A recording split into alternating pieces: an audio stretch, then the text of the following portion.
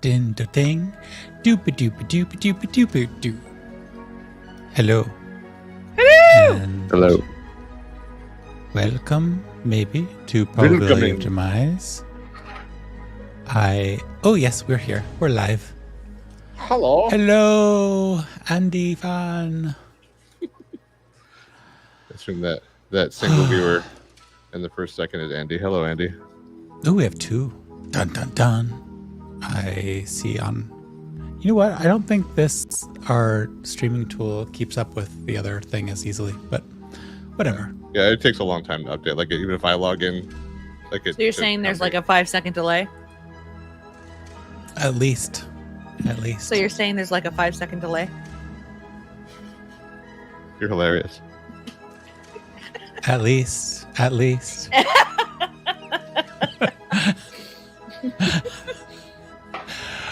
Welcome to Probability of Demise. Thank you for in, everybody. We're up. Bye. Thank you for putting up with us last week when we had some interesting audio stuff because we were gathered around a real life, a reality table. We were gathered together. Wow. We did place. I looked at it like when you like even like very big like high budget podcasts when they do like a con or something and they do like a live episode, it always sounds like shit. So I'm just treating it like that. Okay, our audio was low because we were on. We were doing a con. Yeah. Okay. Cool. Everybody sounds like shit in the live episode. It's fine. Okay. Well, hello, everybody, esteemed listeners. We're ready to take another adventure down the roll of probability and death. As we I thought it was supposed to be or death. Oh, but okay. Or sorry, I will stop. Allow me to introduce our distractible souls who bring life to our tale. First, we have Jess, the portrayer of death, doom, and dismay through the lens of Tanzanite. Jess, what terrifying deeds are you up to today? Death and doom. Your voice sounds like the opposite of death and doom. Death or doom. And Larissa. Hi, Whoop. Oh, hi. Hi, Jess's mom. And Larissa, who is our soldier of fortune and health and healing, or just somebody who's chilling out, relaxing, hanging out with her friends, as Trixie. Hello. What have your fists been up to recently? I genuinely can't remember because I drank something. Forgetfulness juice. I may have written that in the show notes. And then, of course, there is Jason playing Asher. Hello. Who is a lake. Yes. What is lake it like of being wisdom. a lake? I'm a lake of creativity. Boom. Turn that around. Solid. You did. Together, these three extraordinary storytellers weave a captivating tapestry of adventure within Atland, a world molded by our collective imaginations, where science remnants intertwine with tendrils of magic. So, Technically, it's liquid. what is liquid? He's a lake. You said solid. Technically, it's liquid. I'm sorry. Now I'm snorting. Last time you were snorting, now I'm snorting. I've been cooped up for too long. All right. Any announcements? She shouldn't have come. If you are in the New York area and interested in singing with the Stonewall Chorale, we are actively auditioning for our 23-24 concert season.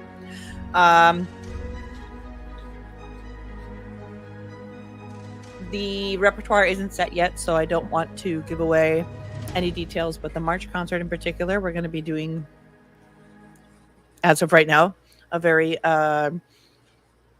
interesting, meaningful piece, similar to this past season when we did Considering Matthew Shepard. So if you're in the NYC area and are looking for a very welcoming gay choir, feel free to check out stonewallcorral.org and click on a button that says audition. I also highly recommend joining Larissa's new reading club, which is going over Legends and Lattes, written by Travis. So cute. So cute. Free when you join the Stonewall Corral. You can join her book club. No, 100% recommend if you haven't read this book. Oh my gosh. It's such a cute, sweet, easy read. Like the back says, I think somebody says it's like my new favorite comfort read, and I agree 100%. Like and another thing says like something like low stakes. It's a very low stakes book. I can't recommend it enough. If you're a fan romance, there's coffee, there's everything you could need. There's danger. There's it's baked really goods. Cute. Yes, that sound amazing. Yeah, definitely. I just read it because Larissa recommended it to me, so I thought I would just piggyback on that. Isn't it cute? It is adorable. It was really, really good. So feel free to connect with us in all the fun ways that you want to. Maybe we should start a book club. That'd be more fun in other places. At any rate, we are, because Jess is always reading something interesting. Oh, gosh, darn it. We need to, like, at least the four of us should start reading things simulcast or something. I don't know. Maybe that can be like a side podcast. It doesn't have to be a... the side cast. Yeah. Side cast. So lovely to... It'd be like 15, 20 minutes. We wouldn't have to take that long. It'd be beautiful. Anyways, I think that's all of our announcements. We do have merch if you want to check that out. Stickers! Somewhere. Stickers. Oh, yeah. If you find one of us, I've spread the sticker love in other places. And I think at New York City Comic Con and at Portland Comic Con, I'm going to do oversized versions that I'll be passing around. So we'll have some big fat stickers. But for us, in intersections near Dice, probably. This feels like a good place to hand stuff out like that.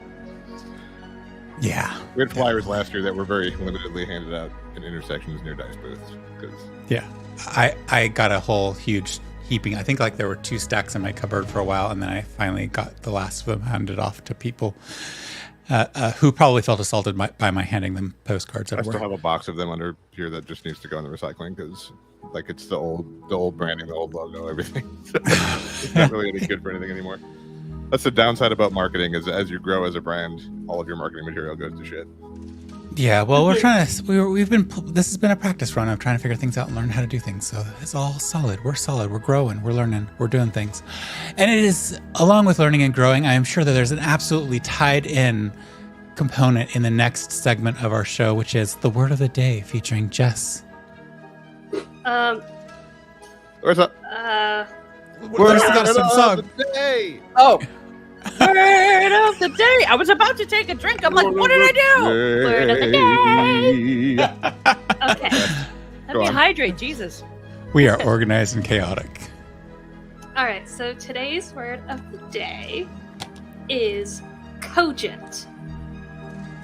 Cogent is a formal word that describes something that is very clear and easy for the mind to accept and believe.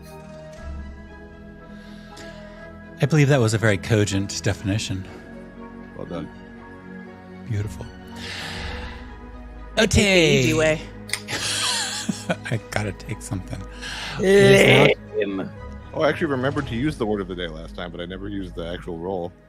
Like see us grow. Does the inspiration carry over? I don't know if it carries over or not. Gonna see us as rolling dirty. And at this point, we are now ready to roll for a recap. Okay. Now, for us, because we did run the last one asynchronously so that I could hang out with my friends and sing at karaoke with them, as well as other things, it has been 3 weeks. And not to be a terrible human being, but I did listen to us last night, and I kind of felt like I was just wanting to talk to my friends the whole time because you'd say stuff and I'd want to interject. So just might have forgotten to pay attention when I was doing it. So let's all just roll those dice and see what happens. Where are my dice? Rolling for recap. Rolling for recap. 19. Have fun, guys.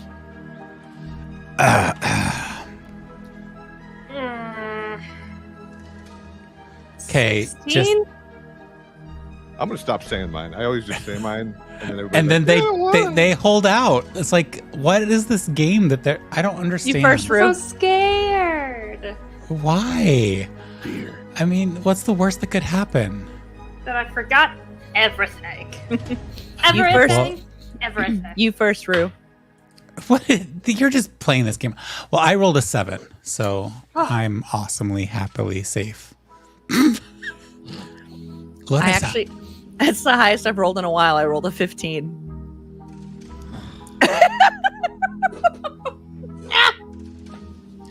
To be fair, you are the one who listened to us, so. Well, yeah, so that means I actually have to make sure I remember what I listened to, which is No excuse. all right. We will do it. Let's do it collaboratively. You can start I us got off. this. I got this. So at the beginning of last session, you had just defeated the giant red dragon. You had kind of come to the realization that harvesting it was going to be an issue. You had found the, at the time, ovoid shape that you now realized is a giant egg. And yeah, that's kind of where we like you were all there. You brought the airship closer to move the big egg. That's about.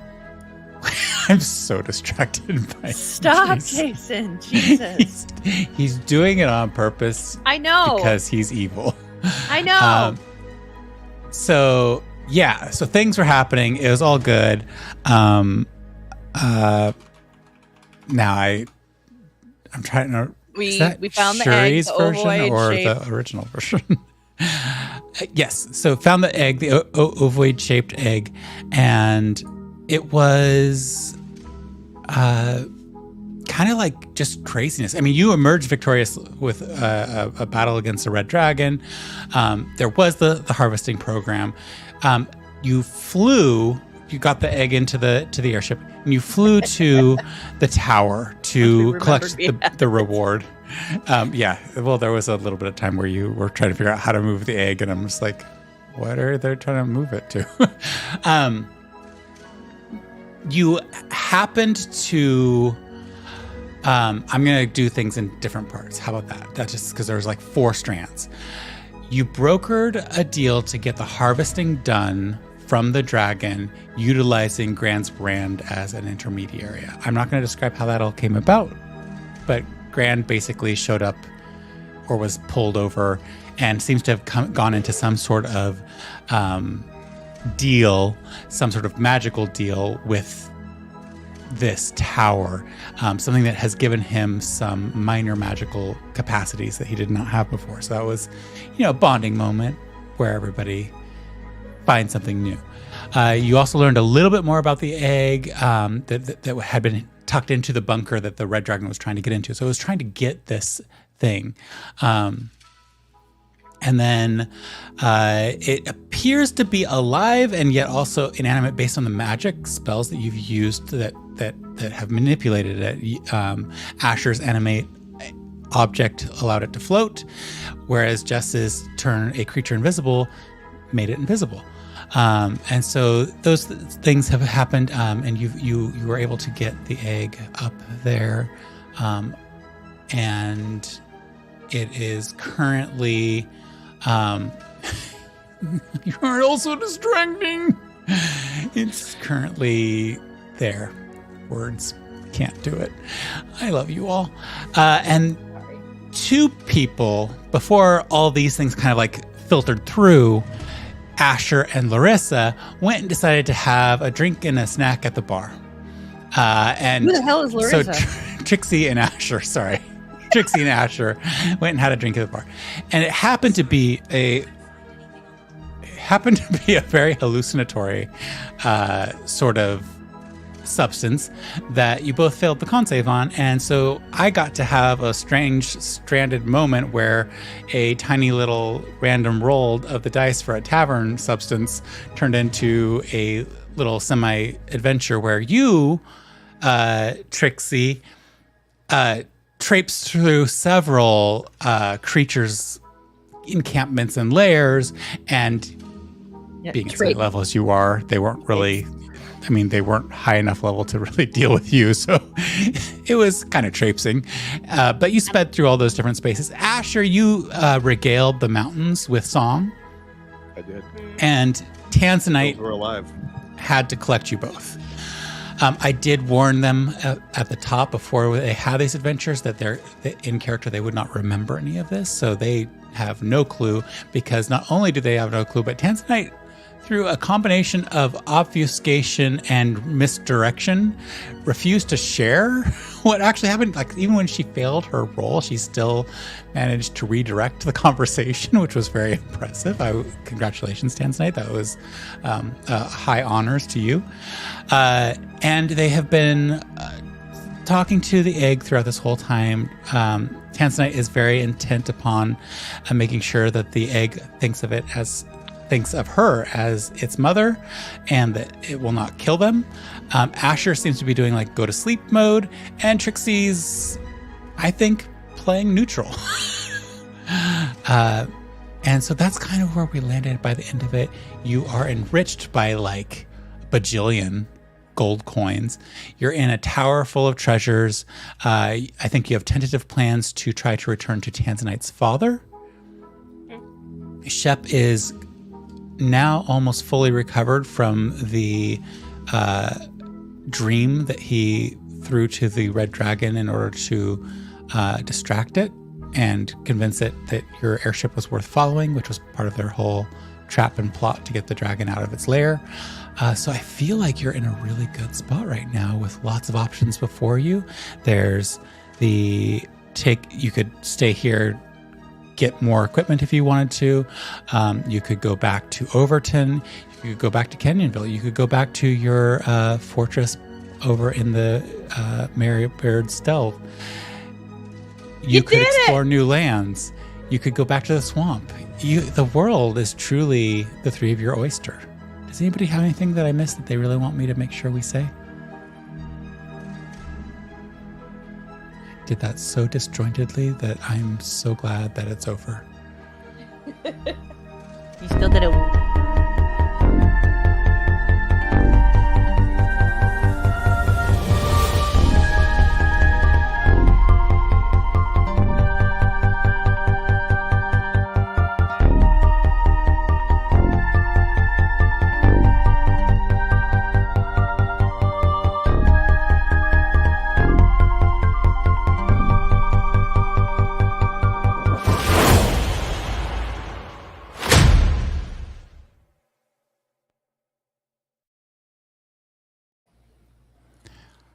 I had none of the transition music or effect or anything. So I'm just sitting here watching Larissa dance in our little background video section going like, okay, it's still working. It's still working. It's still working. But it like totally glitched out on me. I'm like, and I don't know what's happening. So yeah, Trixie, Asher, Tanzanite, you are in the tower still. Tanzanite has the egg. The three of you are sorting out what to do. You're fully rested as far as I can remember. Is the I'm just gonna long rest myself just in case because I don't remember if I did. Yeah. Is the proprietor, or I can't remember the guy's name, like the guy that handles introductions when you come in, the hostess. I don't remember his name. Is that guy around? The guy who I put the coin in his pocket. Yeah, it's easy enough to find them. You snuck a coin into his pocket, or you wanted to, right? Mm-hmm. No, yeah. I did. Yeah. Yeah. Pretty sure I I on that. He is definitely around. I would like to ask him if they have a teleportation circle. Okay. When you ask them if they have a teleportation circle, you kind of see a little bit of a frown on their face, and then they... Chicken upstairs. And he points to the stairway that goes up to the highest part of the tower, the location to which Tanzanite went to in order to go to the high-end equipment. Okay.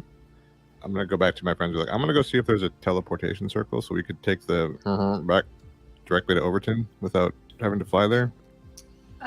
Do you say you're going to the high-end area? It's near there. Okay. Not necessarily in there. Can I come along? Sure. You're still carrying the egg? Invisible egg? I was probably going to... have to recast it at this point if you leave wanted it it to be invisible. in the room for now. Or I can make it invisible and bring it, unless, Trixie doesn't mind watching it. I'll watch the egg. Okay. Unless you want to come with us. I just wanted to go shopping a little. I want to watch the egg. Okay. And I kind of do the saying that. shove. Sorry, not Trixie, by the way. Oh. Sorry. Sorry. Let me. I'll stay. I'll stay in the room. Okay. All right. So I guess we'll put the egg back in the room, and then unless it's still in there, I don't even know. But I haven't left the room. Well, I was in the lobby, so I guess I came back to you, and then now Okay, we're gonna good. go upstairs. Okay. Okay. All right. We've forgotten how to play. What is this game? I don't understand how it works. It's okay. We can always retcon. So at some point during the morning, Absolutions, Asher went up, checked in, came back down, made a plan. Good. Beautiful. You're both headed up there. Trixie, you are staying with the egg. Yes. All right. Is it still semi-warm? Oh yeah. It's got no longer a hot warmth to it that it had initially, but it is warm. I'm gonna curl up around it, with my tail kind of circling it, just as because it's warm and comforting in that respect. Yeah, I think that as you kind of do this, you kind of have to spiral around, and you realize that based on your size, you can get around it, but it's barely. You almost seem like an Ouroboros in terms of your mouth and tail are pretty close to each other by the time you fully get cozied in. Beautiful. I'm just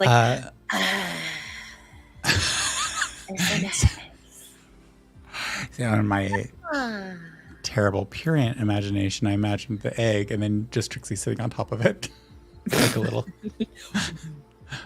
red squirrel sitting on top of it. No, I'm curled around the base. Okay. Like a muff. An egg muff. All right. As you go to leave Tanzanite and Asher, do you ask Shep to accompany you, or do you allow them to stay? Because Shep is looking like they would just stay. They've followed Trixie and Asher in, and they seem to be thinking through something. They're kind of deep in thought. I'd be like, Shep, you have 80,000 gold in our bank account. Do you want anything? No. I'll go wait for you outside. And he begins to slow walk up the stairs. Do you not want to come with us? You could always window shop. Sure. Cool. What is 80,000 gold? A lot of monies. Yeah. So if you see anything that interests you that you might like to own, point it out. Mm-hmm. Their look goes contemplative for a little bit. And then Asher runs up the stairs with his debit card out like this. No. Spend the money. All right. Take So my the money. three of you head upstairs. Trixie, I'll check back in with you later to find out What type of if dragon anything. hatched? I'm just napping. Awesome. So you go up the stairs. Tanzanite, Asher, you've moved around a little bit. You are aware of these spaces, and this is a a dark space, dimly lit little nooks, almost anything anyone could imagine of the highest end of all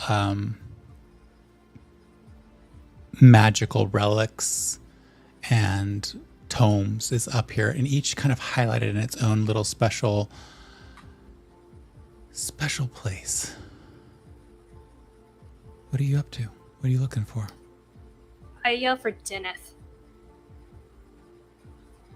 Because I remembered his name and wrote it down. Hey! Shut up! It doesn't take long before Deneth kind of lumbering, bulky, comes down, sees you, and a grin just starts to split their face. Their dour demeanor a little bit uplifted, a little bit excited to see you. Deneth, I brought friends and I have money.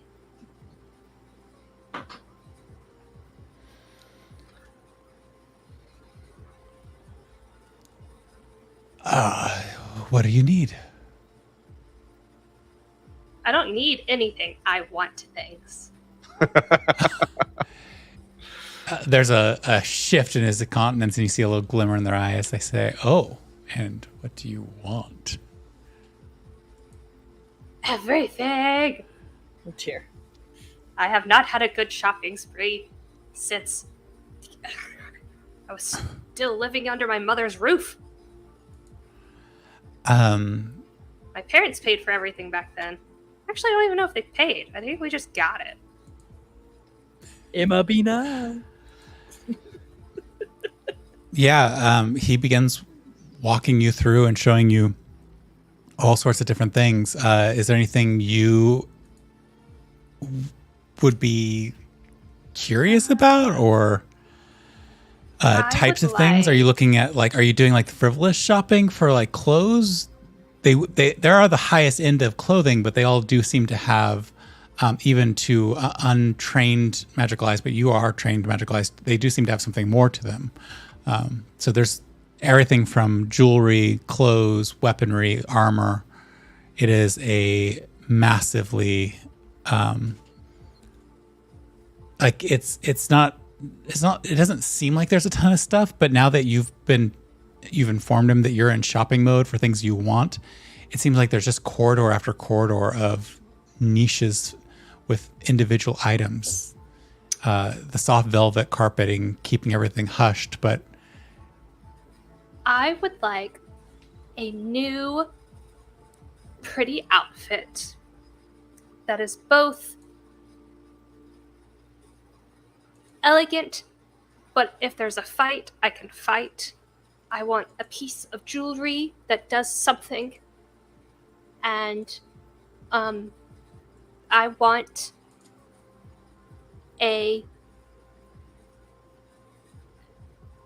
something that you pick out. Well, perfume. I want to be pretty. I want to smell like a honeysuckle vine. So you ask for jewelry, you ask for something that he's picked out, and you ask for something that's beautiful. Is that correct? An outfit that's beautiful, functional, like a pretty skirt. You know, it looks like a skirt, but they're really shorts, but pretty. Okay. So they begin taking you through the different spaces, and one of the things that they kind of hesitate at catches your eye. They look at this and this is a ring, and they kind of the casing for this ring, it seems to be like a heated stone. But at the center where the ring is, the area around the ring is frosted over. This is the ring of winter. Would this interest you? And as he approaches, he kind of casts some sort of cantrip or something and seems to heat up the stone even more. And you can see the ring, which was covered in frost. The frost melts away for a little bit, and you can see a golden ring embedded with some unknown stone that seems to swirl in the reflected glow of the stone beneath it, the stone that seems to be heating the ring. What, does it do anything? Well, it's dangerous, but it would make you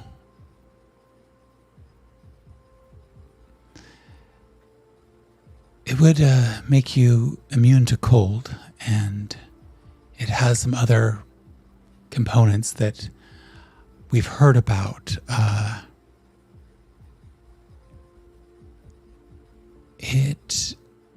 We collected it in a plane of ice.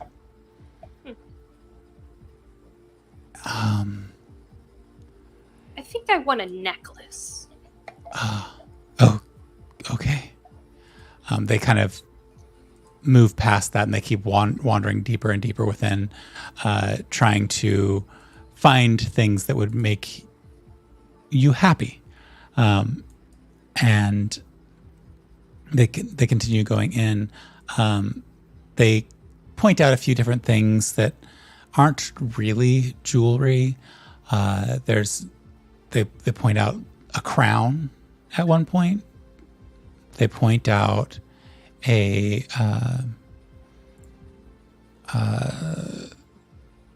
little bracelet sort of thing. And then eventually they point out a small, simple necklace, but it seems to have what looks like a deck of cards as the centerpiece for it. There's a small, little metallic deck of cards. Is it on Looks like a like chain or a rope? Or it's on a chain. It looks like it was made of some sort of metal that's got a combination of both the qualities of silver and of gold, but with like a platinum-ish sheen around that as well. So it seems like it's an alloy of some sort, strange and not of this world. How much is this? Well, that is the full deck. So the full deck is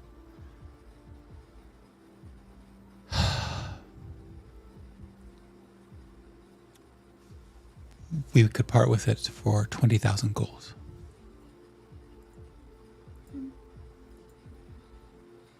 Okay, next. So you are not interested? No. I mean next, as in I want that, and now show me the next thing.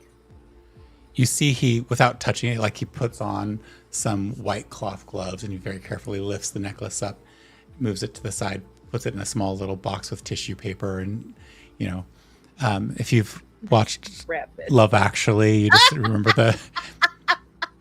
Quite quick, please. Quite quick. It is not quite quick, but eventually you have a box with a slightly floral scent, and he continues carrying that for you.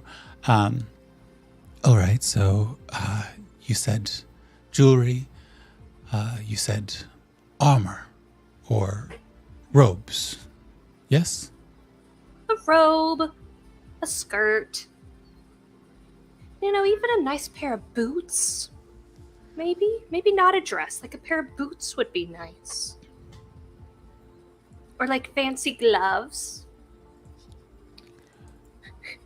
Poor guy's like, just make up your mind. He's experiencing a little bit of this ping-ponging, and I think Andy knows what just happened. He's having this ping-ponging experience, and he goes, gloves, you say? I do have one piece that you might truly love. and you walk down another alleyway, and there's this lit space, and you see a pair of gorgeous gloves. They seem to be stitched with gemstones, but somehow gemstones have been elongated to string, and it's gaudy at first, but then as you look at it longer, they seem to settle into something more of the tone that you would appreciate. And it's almost like the gloves are responding to your thoughts and changing their shape, color, and look.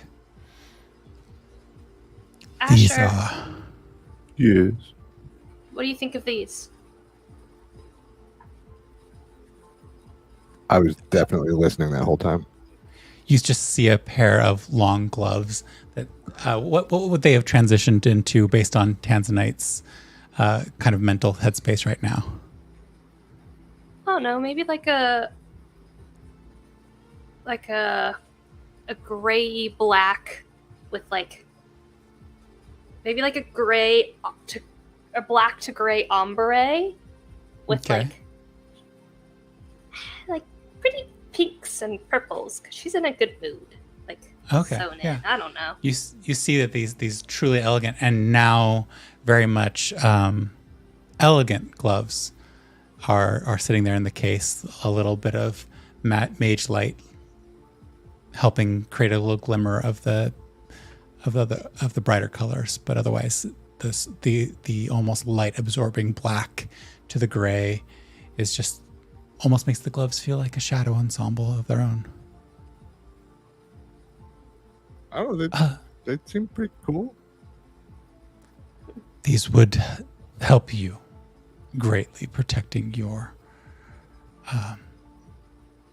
body and soul. Are you one who encounters danger fairly frequently? This would help. Yes. How much are Us? these? 30,000. They would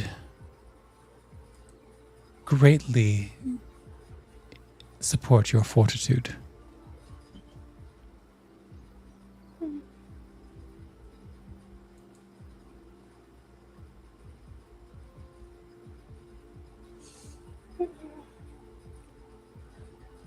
Okay, wrap those up as well.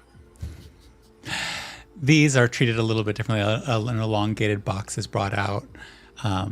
There's some fine twine is wrapped around the box, and then these, instead of being held away from you, are handed to you directly. Ooh.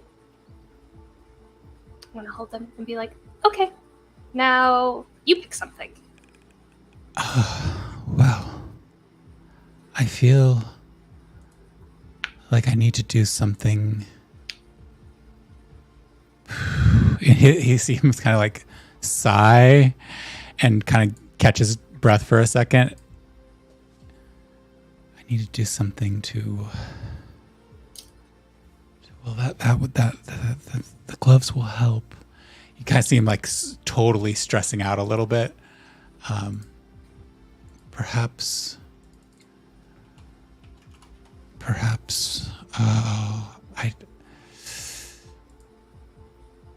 I don't know. What would you wish?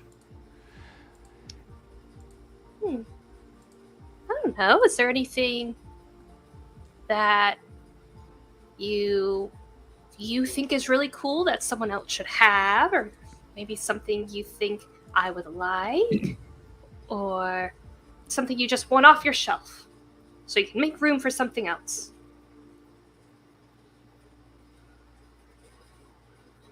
I do have something that really does need to go.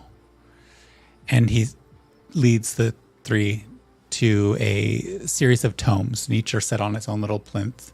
And he brings you to one that is, it looks like the internal part is paper, leather, your normal thing, but it's been gilded in this strange, interesting pattern with gold on the outside.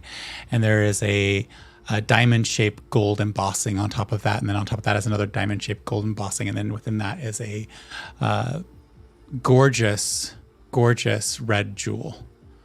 And you can see that he very much doesn't want to be anywhere near it or touch it. We were going to destroy it, but it's resisting that, so...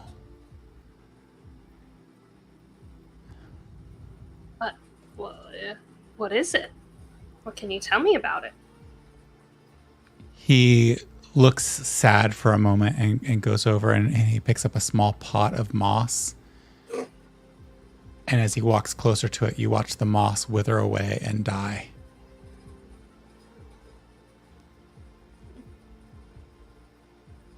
It's dangerous. And then even as he stands there, you can see that the plinth that it's on was made of stone and it's cracked and starting to flake away.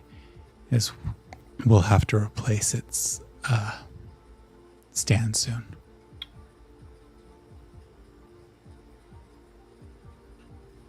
I'm gonna look over to Asher and Shep and be like, have y'all ever seen anything like this? Nope. Shep appears to be unfazed by it, but not particularly interested in it.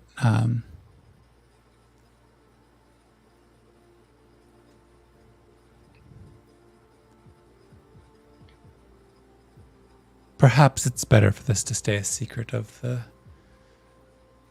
tower for now.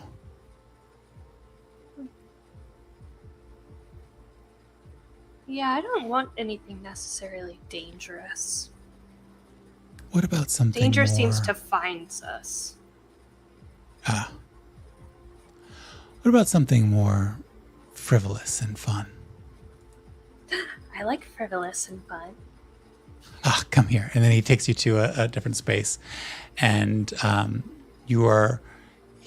He holds up nothing to you. Here, try it on. He seems to be going through Asher to you and to Shep. It looks like he is going through the motions of dressing her in a cloak. But as that goes around her and he pulls up an imaginary hood, she disappears. I think your friends could tell you what it is now. You're invisible. Ooh. You know, I have a spell that does this, but it's limiting because it only lasts for some time.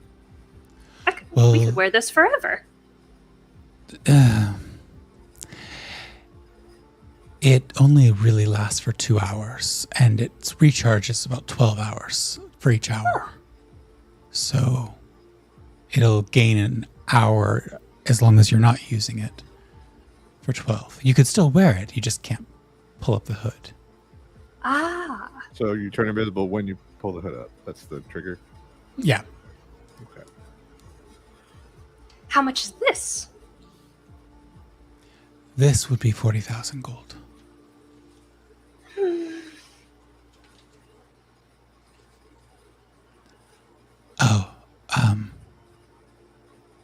If that's too steep.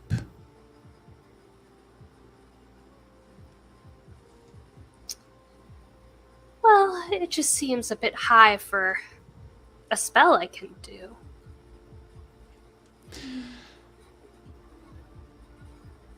Maybe... Can you come down from 40,000 at all? to 30?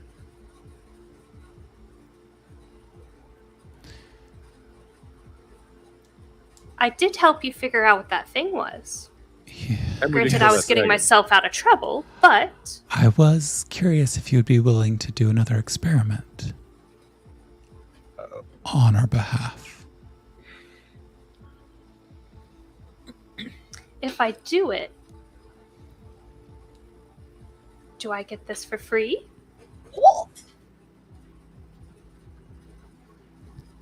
get this for free would be a very specific experiment. Okay, what about half off? One of our more general needs could be resolved with your participation. Well, Asher, I could have a bit of fun while you figure out your spelly circle thing. Okay. Be careful. Don't die. I shall do it. Don't get stuck in another plane, and don't yeah, just be careful. So Never. Shep hands you the necklace and the so just so you know, Tanzanite, I'm going to add these to your inventory. Okay. So just a recap of what you've added, Tanzanite. You took the necklace and what was the other thing that you took? The gloves. Okay. Let me see if that's... Give me a second. Doodly-doo, doodly-doo. So sorry that it's going to take me a few seconds to do this. Tanzanite, Tanzanite, Tanzanite, Tanzanite. Shopping spree. Okay. So what I need from you, Tanzanite, is that when you do decide to don either of these, you just need to let me know. Okay. Okay. Thank you very much. Appreciate it.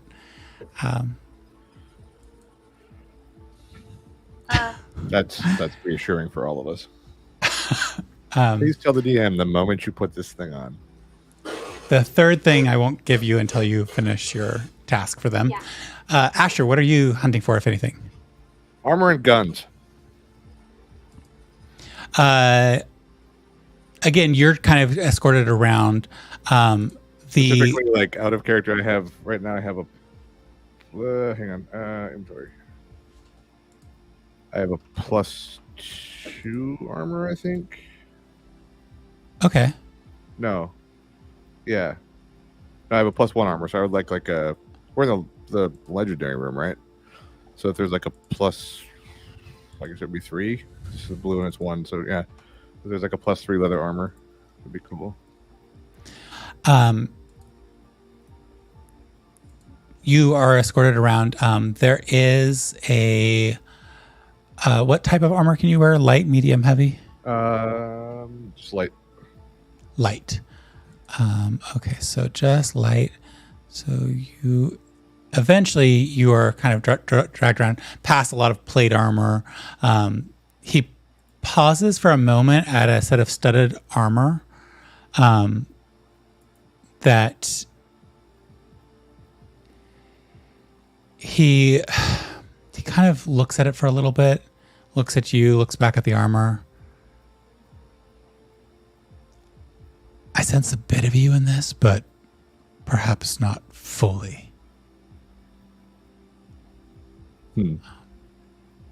It's polished and detailed leather armor, a little heavier than what you would normally wear. Perhaps not. And he continues walking down, but he does look back at it every once in a while. And then he shows you a set of cloth armor. This would be a +3 armor. Legendary. Legendary.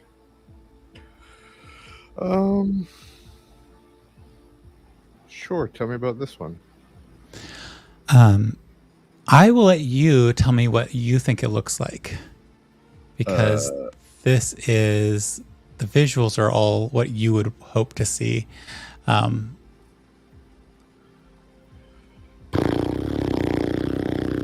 not thought about this, especially cloth armor. I haven't thought about it at all. What's like? What is cloth armor? What does that mean? Like padded or like? There's various. Everything you wear is a little bit of a a protection. The cloth armor is usually a little bit thicker, a little bit heavier. Like the cheapest stuff is just, cotton or wool that has been hardened with some chemical processes and things like that. This is high end stuff. There's a little bit to a lot of magic that's been infused in it.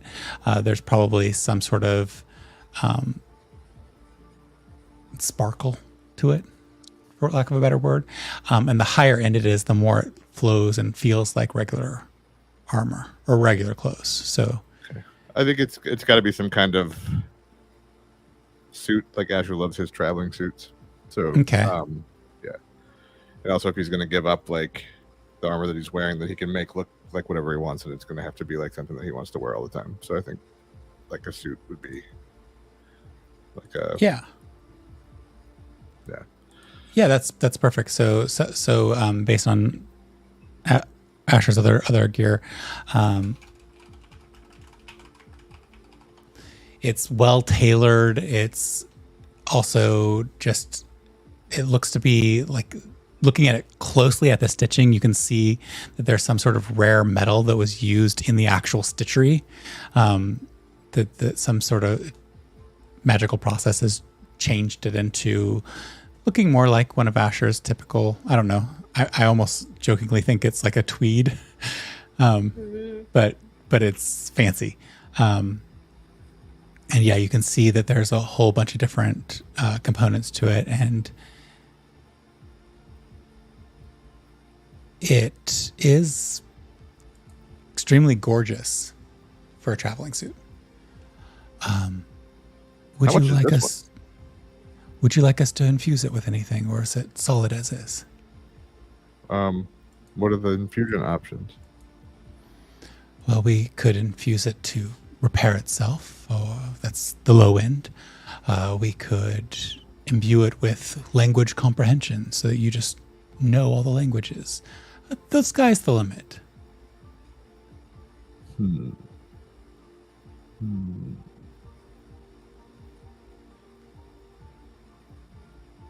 do like the language comprehension idea. I have a spell for that, That but one's really cool. yeah, if I could just have that for wearing clothes, that would be all right. What is the cost of this with language comprehension? Language comprehension's a medium level spell, so I think that would be 5,000 to the 10, so that 15,000 gold would cover this suit. I see. Now, if you wanted something like flight, that would probably land you at 20,000. Wait a minute. Ooh, Flying's an Asher, option? you could fly. Yeah, let's do flying armor. Let's do that. That sounds fun. Yes, of course. Someday when Tanzanite gets mad and pushes me off the airship, then I won't die. Yes. I would never. Definitely. Now you might. Take me an hour Now? to get that infusion through our enchanters, but we can take this and send it to the enchanters. Is there any other alterations you would like to make to it? No, just Ooh, as can you long put as his initials in it? You're not there. Oh yeah, you are. I Absolutely. didn't say anything. I got confused. Absolutely. Like on the inside near the button, or maybe like on his Like sleeve on the or something. pocket? Yeah. Absolutely. Can you add like as many Absolutely. pockets as possible? I like pockets a lot. Incredible numbers of pockets. Asher, could I just have you roll a perception check?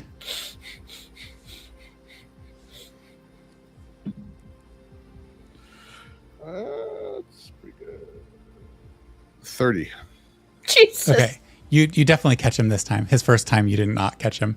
He carefully plucks a small little creature off of your sleeve. Says, your measurements are taken, so we can definitely handle this. Okay. Pockets this little, looks like a little inchworm. And your passive perception wasn't high enough to beat his first sleight of hand, but you're definitely, the other one was like, this is borderline. I don't know. I feel like Asher might notice it this time because he rolled really low. So yeah, he takes the suit and kind of plops it into a slot and The enchanters should have that in a few hours. And you said a suit, and you are interested in riflery? Yeah, they had a rifle downstairs, but I was wondering if you had like what you had up here for rifles. Absolutely. I'm certain we have something that would be of interest to you. Let me do a little bit of searching through my lists. Definitely not looking in a spreadsheet. Definitely not at all. Let me ask my assistant Excel to see what we have. Just pulling up the whole thing that I put together for this whole ridiculous thing, and not say what I'm looking for, but I'm looking for it. Oh, jeez. There's so many things in here. Have you met our tailor? Google Chiettes.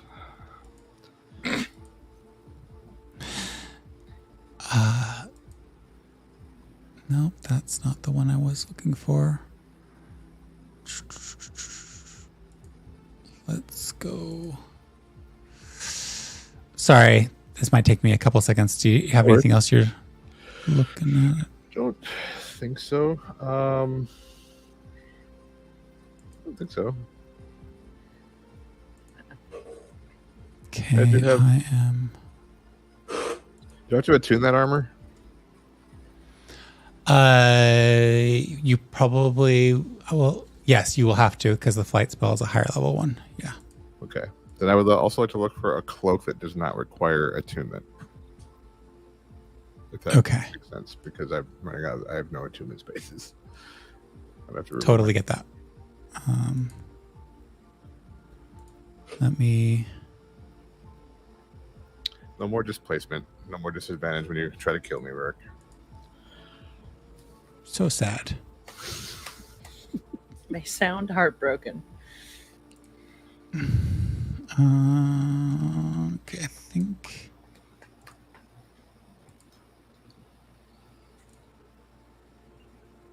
It's a very like Christmassy sweater, Jess.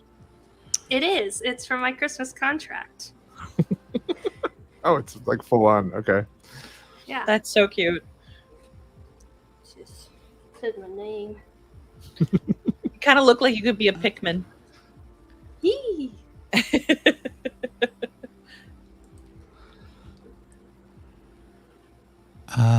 Okay, so you are offered. Good grief, there's so many things in here. Whose fault is that, Rick? God. Mine. It's all mine. It's all my fault. So Rick busts out the laser rifle. Pretty sure that's a thing somewhere deep in D&D. The antimatter rifle that I just dismissed as being too weak. Hey, it's in here. Got it all. My goodness. Let me see. Is this all in here? Nope.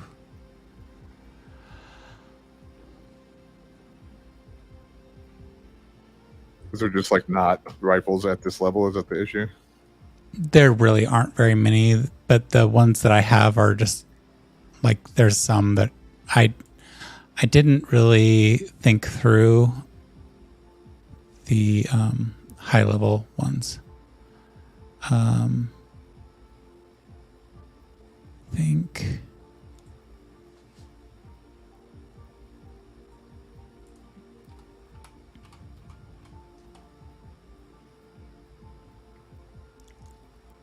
Okay, where's the thing?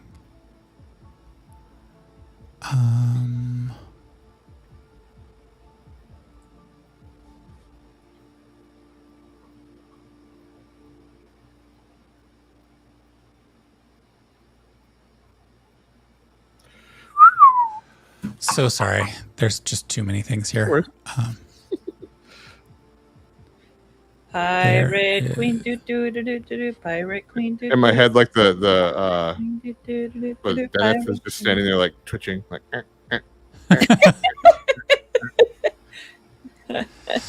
Yeah. Does not compute. Inventory will not load. Or it's just like Iron Man, where he's like, No. No. No. No. That's actually kind of how it feels right now. Like I'm sitting here looking at all this stuff, and it's like so much stuff, but I did not organize it properly for certain searches. Okay. Okay. You finally, after hunting for hours and hours and hours, I'm sure. 10 years later. You are offered a... Sorry, waiting for it to load. You are offered a rifle. You can see that it's kind of got a lot of extra things attached to it. It's... Let me see if I can read all the parts. It looks like it may have been made in the smithy of your friend, or of Trixie's friend, really. Back in Mary Del's Mary Beer Del's the Delve, and it's going to just be the Delve in our next campaign. We'll just call it the Delve. It looks like it was designed differently than the last one you got made there. You could call it Delveston. Delveston. Delvton? Delvestown. Delvton. It's going to get destroyed by a dragon is what's going to happen, because I just can't say the name. You can see that there's... It's just Big Fiery Hole. That's the name of it. You can see that this one's designed around firing multiple shots at a time. It looks like it has the capacity to fire 3 shots. And overall, when I talk about this, just holding it in your arms, you can feel like this has a much higher chance to hit and do something. So it gives you a +5 bonus to attack and damage rolls, both. And it increases your dexterity score by 2. Okay. Does it require attunement? That's It awesome. probably does. It does require attunement. How much is this? I believe this is a 50,000 gold piece item. We have it. I whisper to Asher and don't say too loudly. If you'd like something a little different, I do have... It was intended for farming and hunting, but there's a different beast. It's a hunting rifle. It has been used by the militaries of other worlds. It's been modified with enchantments and gadgets. You'll have to kind of explore and figure things out with it, though. It's not quite stable. It gives you just a little bit of support in your attack and damage, but it does have a magical repeating shot infusion that we were able to determine. And you can load the vial with various elemental components. Would you like to see that? Sure. Yeah, you were brought over, and it looks like a ridiculous contraption with like a ton of different pieces. And they point out like 2 components, the loading mechanism and the firing mechanism, and a second trigger. This is what we've understood so far. The firing, of course, you can load it with these vials of alchemical compounds, and you see like a whole list of, or not list, a selection of liquids in vials that look like they fit within and can be loaded into that space. And you also see the secondary trigger, which just has a little circle with an arrow on it pointing at its own tail. there's several other components that we haven't fully understood, and they point out a whole bunch of different components that have not been discovered as yet. We're certain that they have additional meanings. Okay. How much is this one? Since we haven't fully investigated it, we're pricing it at 10,000. Oh. I'm gonna look at Tanzanite and be like, really? That one? Mm-hmm. 50,000. Unless you don't have, unless you don't want to give something up for attunement, then I understand. Does this rifle require attunement? This one does. It requires attunement. Okay. I think I'm just going to have to untune my dancing rapier. I think I don't use my sword that often, so it's going to be, sadly. Although maybe I can untune the tattoo as well if as you're thinking about the rapier, can you just go ahead and roll an investigation check? Not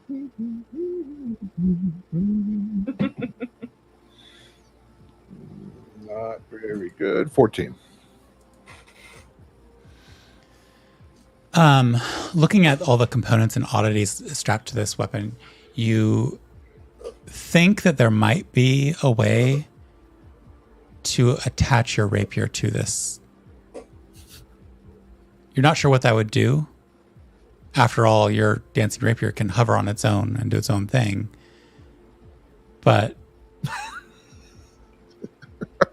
you do see a slot my that has animated potential. rifle that stabs and shoots people.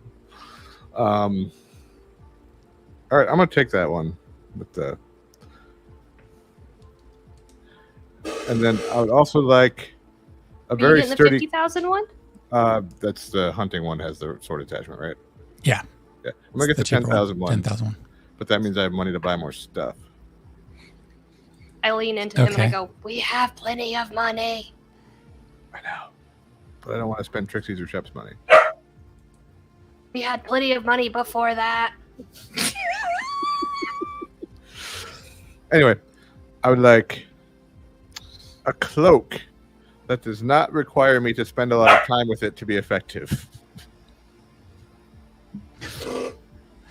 Yeah, so they go they go looking around for different things, poking around in different spots, and you're just looking for any old cloak or just something. Is there an ability that you're looking for it to have, or Just a cloak to replace my other cloak, like something with maybe like a plus bonus or something.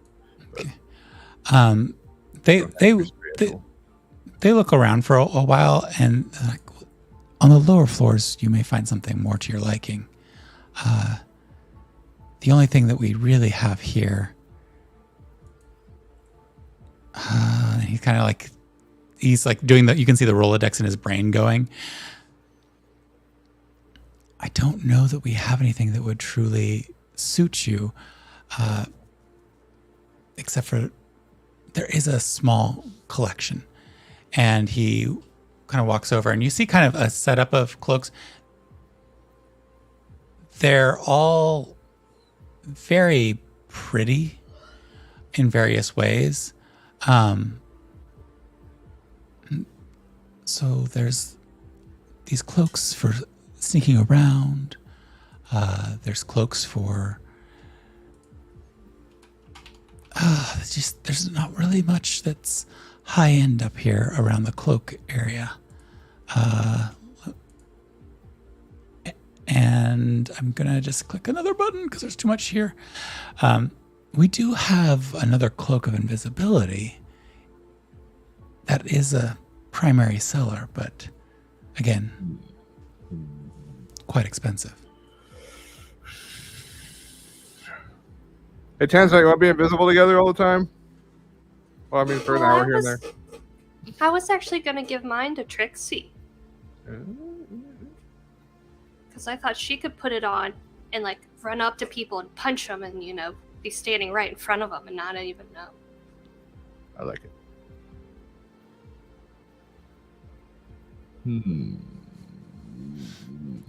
For those listening on the podcast, Trixie gave heart fingers.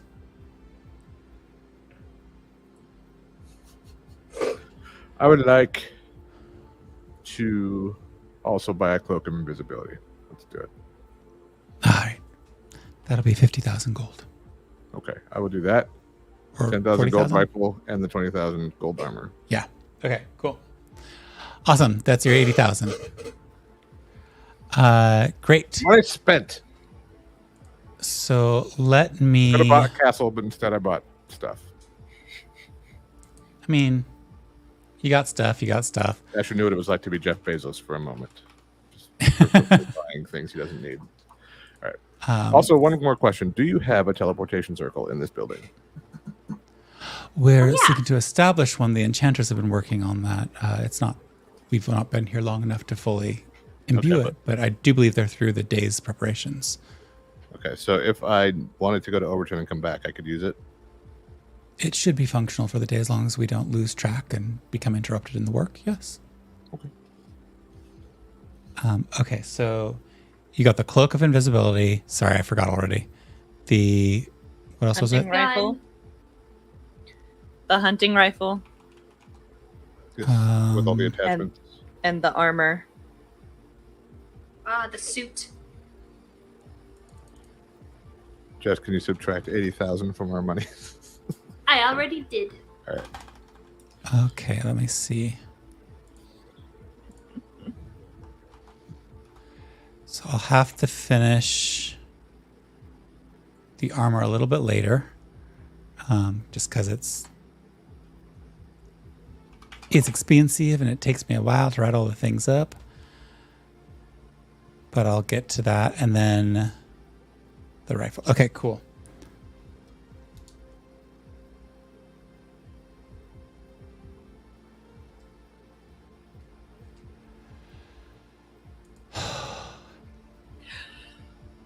So many clicks. So many clicks. All right. Tanzanite. So many clicks. Well, you go try to explode yourself. I'm going to go deliver that item to your father. I thought it wasn't ready until the end of the day. What? The circle. I think I can use it pretty much any time, right? As long as it's... Yeah. From what Asher actually... You establishing these. Like I would draw the Overton one in our room probably, and then use that to go, and then I'd have to go up and get the symbols off the other one to be able to come back. Yeah. I got it. Asher previously had established these in other locations. It just took a year to establish each, and so you had to keep redrawing the circle again and again and again.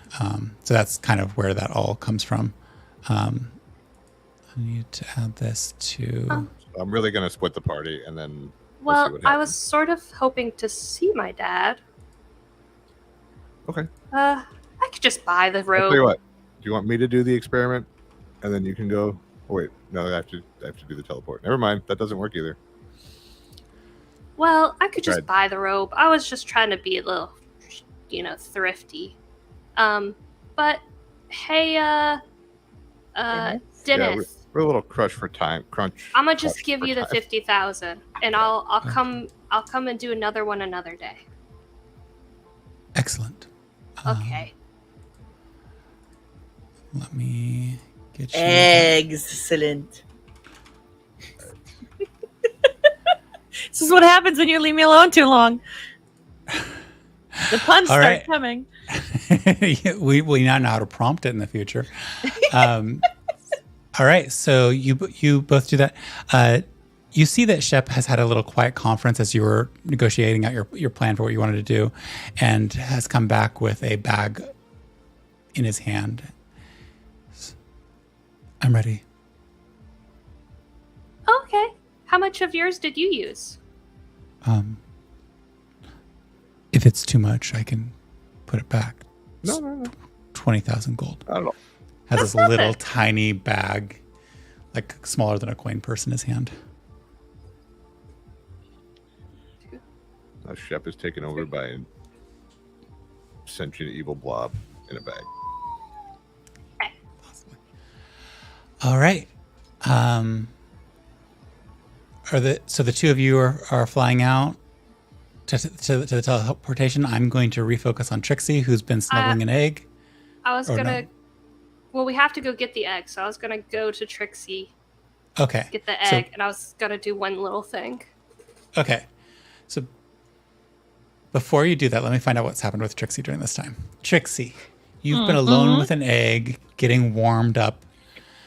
Every once in a while, you hear little noises from within the egg. What kind of noises? They sound like... Is I it feel like when you... Trixie's been in trees her whole life growing up as a little kid. You've probably like seen like, I don't know, a bluebird style nest and heard the little like in-shell twitterings of the creatures within. You've probably also seen little snake eggs and seen them wiggle a little bit as tree snakes, in this world at least, nest up there. So like you've seen various eggs and just the normal behavior of small creatures within eggshells. I'm going to use a visual reference here. You know, in My Neighbor Totoro, when the younger sister falls asleep on the big one and she's like his nose and like makes him sneeze and stuff like that. That like anytime Trixie hears it move, she's going to like lightly scratch on the shell just as like a, like, because she's like in and out of consciousness. She's like, so she's not even necessarily realizing she's doing it. It's just like a comfort thing, if that makes sense. Can you roll?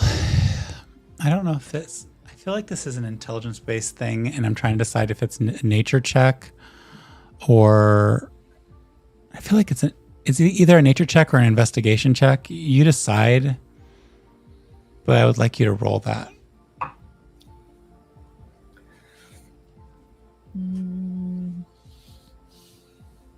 Oh, they have the same.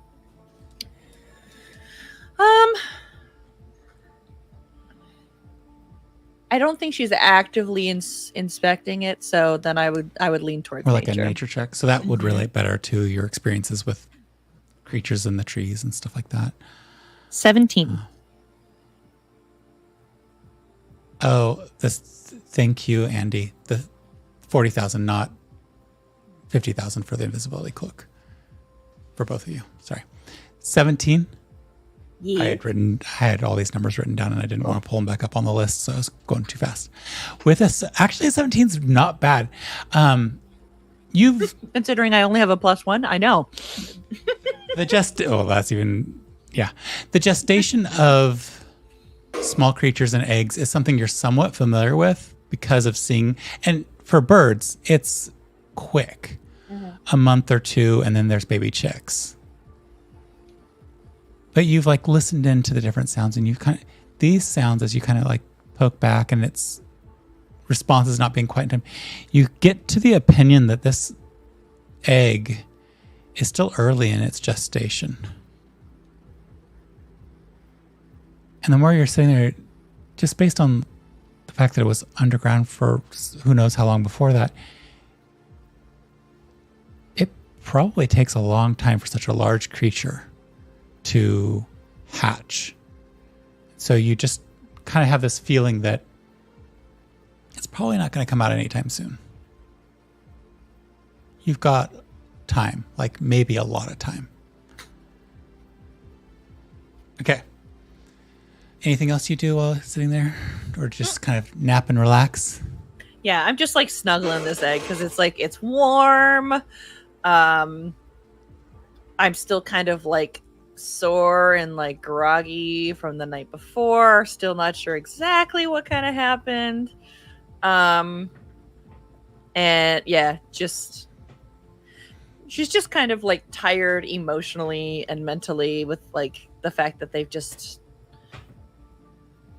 been, constantly trying to do what's right, and then now they're being harassed and harangued by the people that they've been trying to protect, and Yeah. Oh yeah. So it's very much like a mental exhaustion turned physical. Yeah, her body is like or emotional catching up with her. exhaustion. Even though she doesn't like age, she still like experiences stuff like that. I think that's what Isn't that what the trait is? Hang on, let me see. I mean, did I get there? Or maybe I didn't get it because oh no, yeah. You no longer need food or water, can't be aged magically or suffer effects of old age, though you can still die of it. Yeah. So, like, That makes even though sense. her body doesn't age, like the mental and emotional toll of everything that they've been doing kind of like still transforms into at least needing sleep and rest. Awesome. Cool. So, Asher and Jess, you said you had Tanzanite. I mean, you said you had something you wanted to do before heading down to meet Trixie, but Yes. I'll let you do this so Asher can react to what you may be doing since Asher's walking with you. What does it take first off to unattune to something? Just the same time that it takes to attune to something. So it's an hour to attune to something. So you just need some time with the object. So in that case, I'm gonna do something later. So I'm just gonna go get the egg, and once I get to Trixie, then I'll do the second thing I wanted to do. Okay. So yeah, you both arrive down there. Asher, Tanzanite, you see Trixie curled around the egg. Her little dragonette curled around her, curled around in a circle on her side, sitting there also cozying up to the egg. Kind of a little puppy pile of squirrel, dragon, and egg. Trixie, wake up. What? We're What? back. Whoa. Oh. Cool. Tanzanite bought your present. Yeah, I got you something. What? Yeah, I want to You're give her the box of the rope. There's You a didn't- box that you're handed. You don't have to do that. I know, but it's really cool, and I think it would help you. Not help you, but, you know, you could come up with some really cool, like, combos. Okay. In Trixie's mind, the last time Tanzanite like gave her something, it was the outfit for the ball. So she's thinking in her mind, it's like, oh my god, it's like it's a And I'm gonna be like, plus we match. tiara or something. I'm gonna take mine out and like take my other cloak off and put it on and be like, plus we match. Check it out. You don't see anything. He's like playing around with fake imaginary stuff as far as you can tell. Trixie looks over at Tanzanite and goes, "Did he leave something with?" No. in Open the shop? box. Open the box and just grab at it. Just take your hand and. Okay, I open the box and There's I nothing in don't there. see anything. There's no like, is there the tissue paper or whatever? There is tissue paper laying there. It's like a lavender color. You get the scent of junipers. Yeah. So on top of the tissue paper, just grab. So like, you know. Is it on top Grab. of the tissue paper or under? So I think it's. Oh, they may have like closed it. Just grab it. Just grab the whole. I grab at the tissue paper and I go, "Thanks." And I Sure, kind of you- like You feel it a though. streamer. When you pulled the tissue paper out, you did feel like there was a weight to it that isn't there once you're holding it. Now there's just tissue paper, but there was something substantive. Okay, so I put my hand like in the box, just kind of like flat palming it. Plush, soft, silky. It's an invisible robe cloak thing. You can wear How- it, Okay, but and then you take the hood. There's a hood. I grab and I Put on. like a big handful because I don't trust to know, and I kind of like trying to start like feeling around, and I'm like, It's like trying to figure out a fitted sheet. right. But once we figure out how to get it on and then pull the hood down, then is the cloak visible again? Yeah, Or is it always- the only way to turn it on is to put the hood up. When the hood is down, it's off, Okay. but still invisible. But it's still invisible. And I like trying to feel around, and I feel like I've kind of got like the edges of like around the neck part. I'm like, how do you know which is the front and the back? I guess you see I which mean, way we could the hood Go goes. ask Dennis. Oh, there's a hood. There's a hood. Yeah, and like I feel around a little bit more. When you pull the hood up, it makes you invisible, and when you take the hood down, you're uninvisible. And you can be invisible for up to 2 hours, and you can recharge 1 hour of invisibility for every 12 hours it's not in use. That's the instructions we got. That could be fun. Yeah, and I thought you could like put the hood up and then go punch people. And Tanzanite has invisible spells, so now we can all like turn invisible and fuck with people.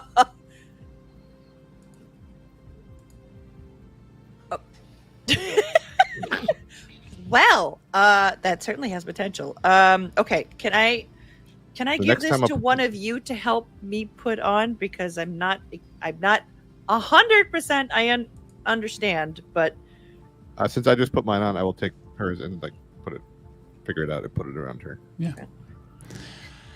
Next time a politician bothers us, we're all just going invisible and walking away. Oh, that would be so nice. That would be ridiculously awesome.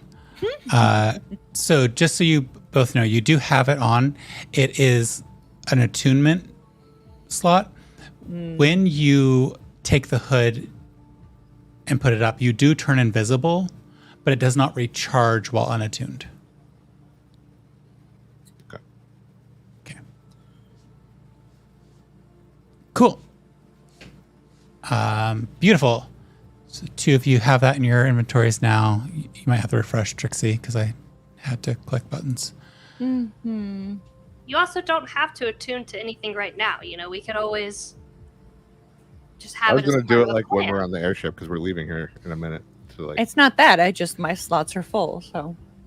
That's what I mean. Like maybe when the time comes and we come up with the plan, one thing can go. You know, it's there if we want it.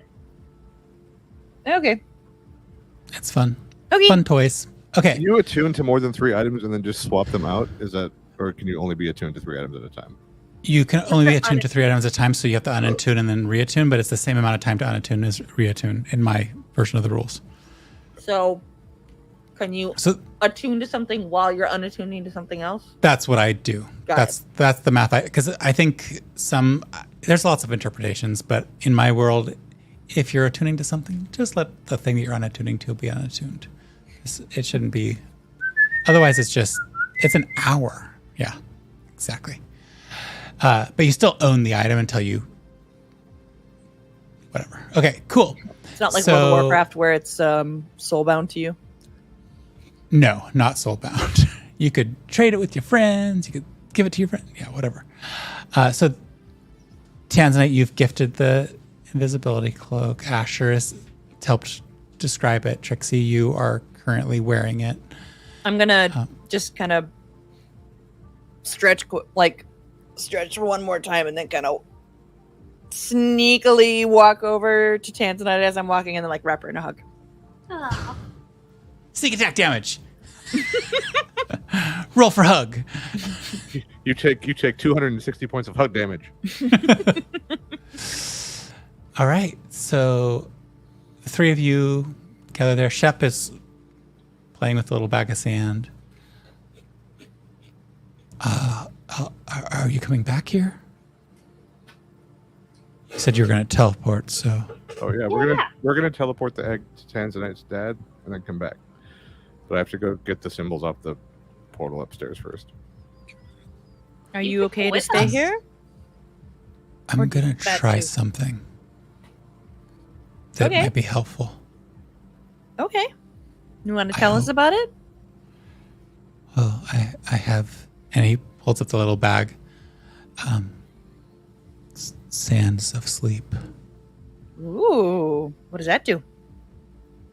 It seems to enhance my abilities. And nice. I was so successful with the red dragon. Maybe with this, I could infiltrate the dreams of a 5-headed dragon.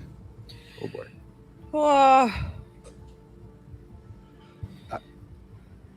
I mean, that's great. It's not a bad idea, but maybe we wait until we're ready to deal with that 5-headed dragon. Just so it doesn't show up. But maybe it's like a long-term thing. Go in like every other night. I don't know. Do you Not right now. No. Later. One night each head.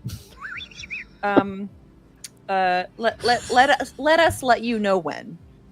We need to figure this egg situation out first. So maybe We have to go harvest the dragon, and we have to go look for the lair to find the other eggs. are we harvesting the dragon? I thought we just.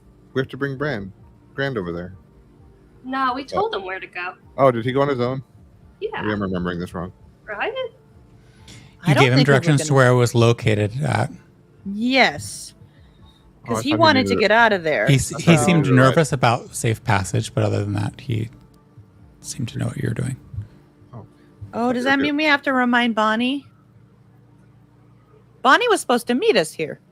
She was. You should send to her and see if she's okay. And tell her that Okay. Grand is... Well, you go Okay. get the things. I'll message Bonnie.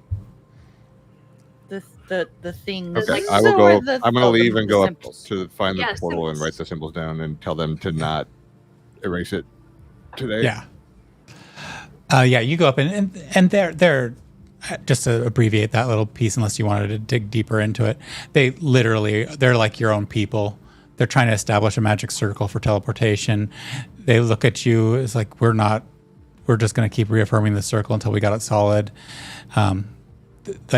You actually maybe even hear like some work talk as they're like water coolering it with you while you're sketching down your notes of the symbols about like how they only have a 5-year stint here before the translocation erupts again, and they'll be located to a different plane. So it's like this whole little like, you get a sense of like the workings of the tower. The tower doesn't stick around for very long. They came here for new magic, new ideas, and then they'll be on their way again. It's kind of like it's a little. I want to say that it's probably like what it feels like to go into a big new corporation, and you kind of understand some of the talk, but a lot of the talk is just like garbledy-gook. So basically, they're like capitalist Brigadoon. Yeah. Solidly. Oh my Solidly. god! Wow. Oh, what a reference. All right. It's a perfect reference. So yeah, Tanzanite, you are sending a message to Bonnie? Yes. And I'm going to say,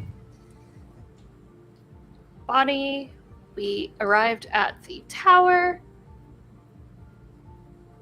but have not seen you. Did you make it here safely? We wanted to talk to you. Okay, bye!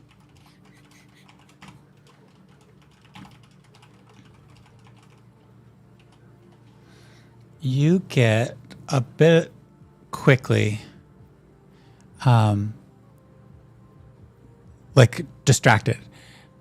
Oh, apologies. Wrong tower. Grand Oak Tree. Urgent matters. Await your arrival.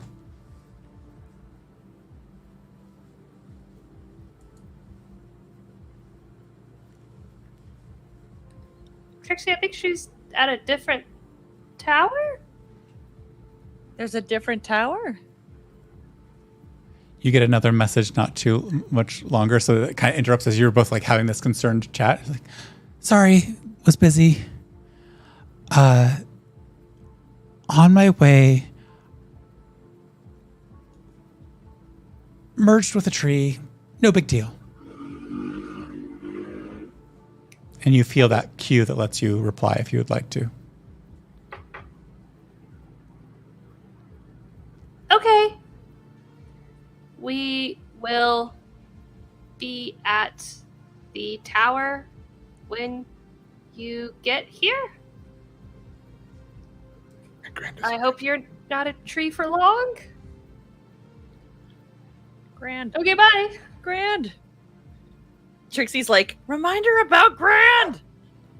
Oh, too late. Should I? What about Grand? Oh, that he's going into her land. Yes, yes. Oh, I'll send her another spell. I'm gonna send another spell. Buffy. How to use up your spell slots. Send So messages. then I'm gonna send. Also, Trixie reminded me to say Grand and his men will be in your area to dismember? I think that's one word. The dragon, please allow them in your land.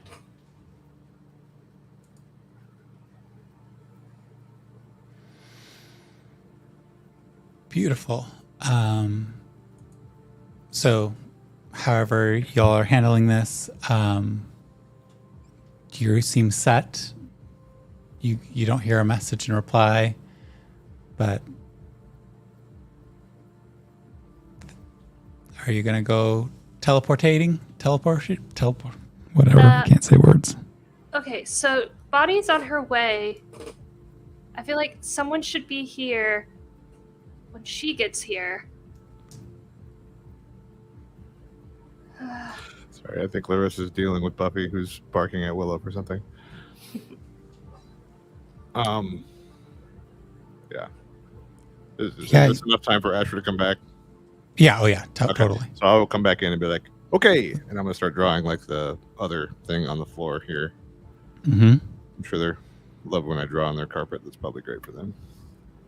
Do you think we should wait for Bonnie to get here and then go? Or do you think we can go and make it back before Bonnie gets here? How much time do you need with your dad? Not long. I was just going to kind of update him on everything and then we could come back. Okay. Trixie, can you stay here in case Bonnie shows up and we will bring the egg and come right back? Sure.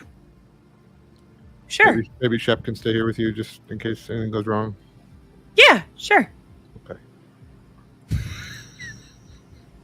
Do you need anything? Shep and Trixie left alone in the dark. No. No, not that. Trixie's making little nightmare babies or something. I don't know. I got nothing. She does pray to the goddess of death, so. It's true. I have no Okay. words. I have no words. Yeah, sure, I can stay here. He's gonna have shadow babies. No, I think that face you were making was more because you put your headphones on and had no idea what was happening. No, it's Oh. because I had an idea. Oh, well, what's What your is idea? You don't get to know. You're leaving. It's fine. You go ahead. Trixie's gonna get drunk again with Shep. You two, teleportation circle ready, available. Okay.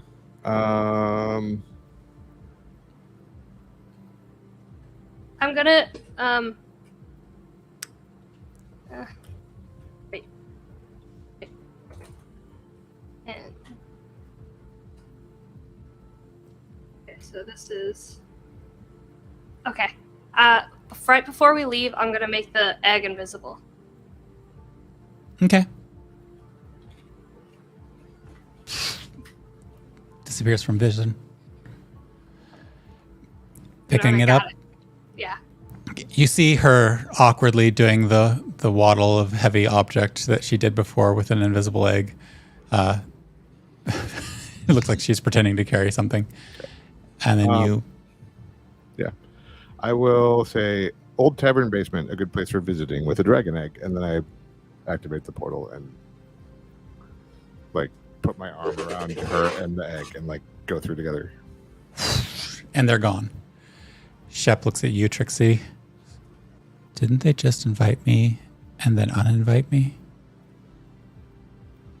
I guess they uninvited you too. They kind of you kind of gotta speak now or forever hold your peace with them. So you can't think too long. They're very no, we kind of all are pretty impulsive. So you know, it's not a sit back and talk about things group. Did we invite Shep? No, we said Shep and Trixie would stay. And I smell pancakes. Do you also smell bacon? Bacon, pancakes, bacon. No, but something similar. All right, let's go. You scuttle down to the tavern. All right, so let's bounce back over. Asher, Tanzanite, you are in the bottom of the tavern. Things have changed a little bit. There are, it looks like members of the Red Guard within the space. It's not Trixie's father's team, but it is. They're all associated. They all seem to have taken on new duties with the changes of everything going on. The yellow guard, I can't remember their full name right now, having taken on more of the diplomatic duties. The Reds taking on internal security and such. And it's not a second after your arrival and them kind of bowing deferentially a little bit, like little head nods of a salute, before Asher, you hear in your head, "Ah, you're back!" That knee? Yes, it is obviously knee. And I can respond? Yeah. Like, hey, we have dragon egg for Tanzanite's father that we're delivering. Oh, great. I just learned something brilliant new. That's how I knew you were here. You can respond back. What? How many times can you do this? What did you learn? I should find you? You don't hear anything in reply. Okay. Nee apparently learned how to tell if we're here or not, I guess. Just Well, that's awesome. sending spelled me. Anyway. I'm not sure where my dad is, so I was gonna send him a message, ask him where he is, and we can meet him. Should I ask him to come here, or should we go to him? We could probably I look a little silly waddling, so. Hang on. But he's old and can't move very fast. True. Probably not fair to make your dad like carry this around. Let me think. I will say this egg is heavy. Let's make it float with us now and find your poor dad. Okay. And I animate the egg and float it. Awesome. But I keep a hand on it so I know where it is. So you just change the awkward image even more to now it's like, you know, somebody. Just a hand. Awesome. So yeah, you message your father, or are you just I'm gonna go message him now. So one more sending spell. Is that what our airship looks like? Yeah, I wanted to figure out what an enclosed airship would look like, so that's kind of an idea. Maybe not a brilliant idea of it, Oh but my god, we totally forgot to buy machine guns for the airship. We were gonna do that. We can still do it. Doing it. Okay. Next time. Hello, Ridiculous. Father. We are back, and I need to give you something. Where can I come and find you? there's a Tis- little bit of. I have go more ahead. words. Go. Sorry, I messed up. You go. Tis You go. a bit important. Okay, bye. Now I'm done. I'm nervous. There's a few moments, and you hear eventually. I'm in Underton. Did you come by boat or airship, or where should I meet you? Wait, you're coming to me? And then he just trails off at the house. Well, Asher, I'm out of spells, so Okay. he's an under 10, so we should just Go maybe to your start house, at I my guess? house, Yeah, and we'll go okay. from there. Come along, egg. And let's. I just love, come along, egg, and dragging this poor egg around. Yeah, you head over, and Overton has changed. The fire seemed to produce another bound of renovations and changes. The city is very much a different place right now. You can see, just like coming out of the inn still stands. You can even see Taters, the original Taters, just down the alleyway. The square that was in front of the inn is still there, but the inn has expanded. You've taken over the next door inns, it looks like. So there's also a new building right in front of, kind of blocking off part of the space. And as you kind of are glancing around and seeing the courtyard, what really stands out to you is that Nee's Tower is no longer on the ground. You see it floating. Oh. And it is floating almost directly above the old Mage Academy that it was right next to.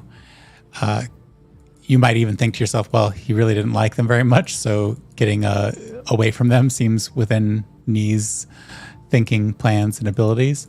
But as you turn the other direction and you look towards the entrance for Underton, you see that above it, development has happened, and there seems to have been a little bit of a collapse of the Underton cavern system. The spaces have changed, and you can hear a ton of industry off to the lake side. And the smell has also changed to town. It's a little bit danker, sharper. There's a little bit of salt in the air, and just kind of a overall vibe change. The Bright Market is still there, and as you walk towards Underton, you can make out the Bright Market, just all the little stalls and everything. But the Shadow Market isn't there anymore. It's gone. It's missing entirely. And then going through the entrance to Underton, you can see where there was a collapse over the temples. Oh no. All that remains is a small pool of the fountain. But you can see your home and several of the other homes. Can you clarify which fire you're talking about? The Pumpkin House fire or something The else? Pumpkin House fire. Okay. That was the last time you all were here to see it. And a lot of things are under construction or new construction. It looks like there's been a couple of additional fires as well, as you've kind of made this quick jaunt. You can see that probably that red dragon had come down here a couple of times and scorched a few neighborhoods. But yeah, making your way underground, seeing the old seeing the old underground spaces and all the different things, you kind of just get a new sense for the city and where things are located at. Can we refer to walking to Underton as going downtown? Yes, going to Underton is going downtown. So you head downtown, and the way downtown, you can hear the cart bolts now. Where before the main Underton space was quiet and kind of off from that, you can hear the cart bolts racing around in different directions. The underground transit system having been enlivened and expanded. But yeah, you arrive and there's your ancestral home, Tanzanite, still standing out, but closer to the collapse of the cave where the temples used to be. I'm gonna go up to the door and go in, look for my dad. And you let yourself in. There's a moment where you feel something click as some magic recognizes, and you feel a prick on your finger, and you look at it and oh no, the words have changed. But the door opens for you and allows you in. Does it allow me in and the egg? You're with, I opened the door. Yeah. You're with Tanzanite, and it seems like nothing stops you. You do see that Tanzanite has been pricked a little bit by the door. Something poked her. You enter into the space. The entryway is as grand and extravagant as it always was. There's a parlor. There's a seating area. There's a study. And you hear a voice. Over here.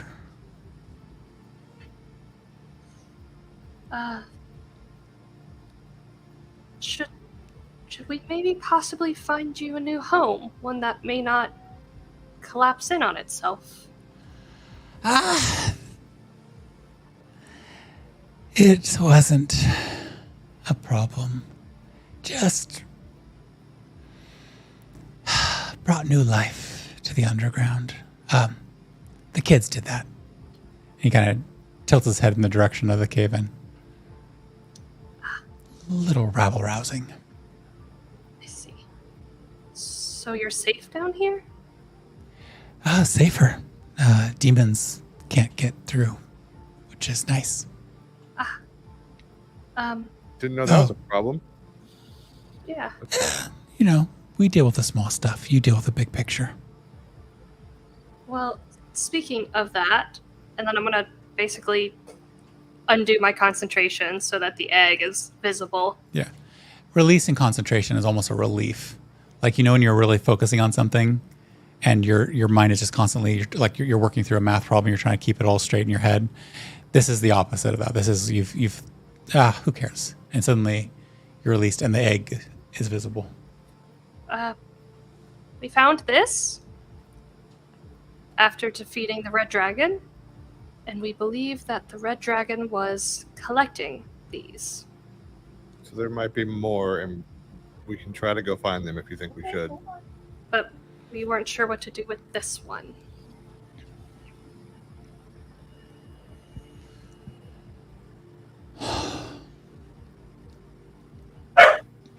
Well,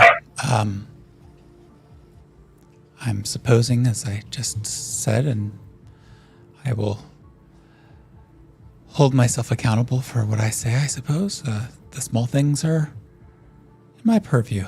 Big things are in yours, and finding more seems a bigger thing than dealing with one.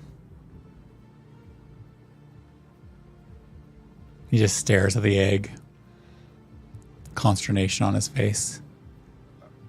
I don't think it's going to hatch right now, but I don't really know. It's been like scratching at the inside. Oh, yeah. Well,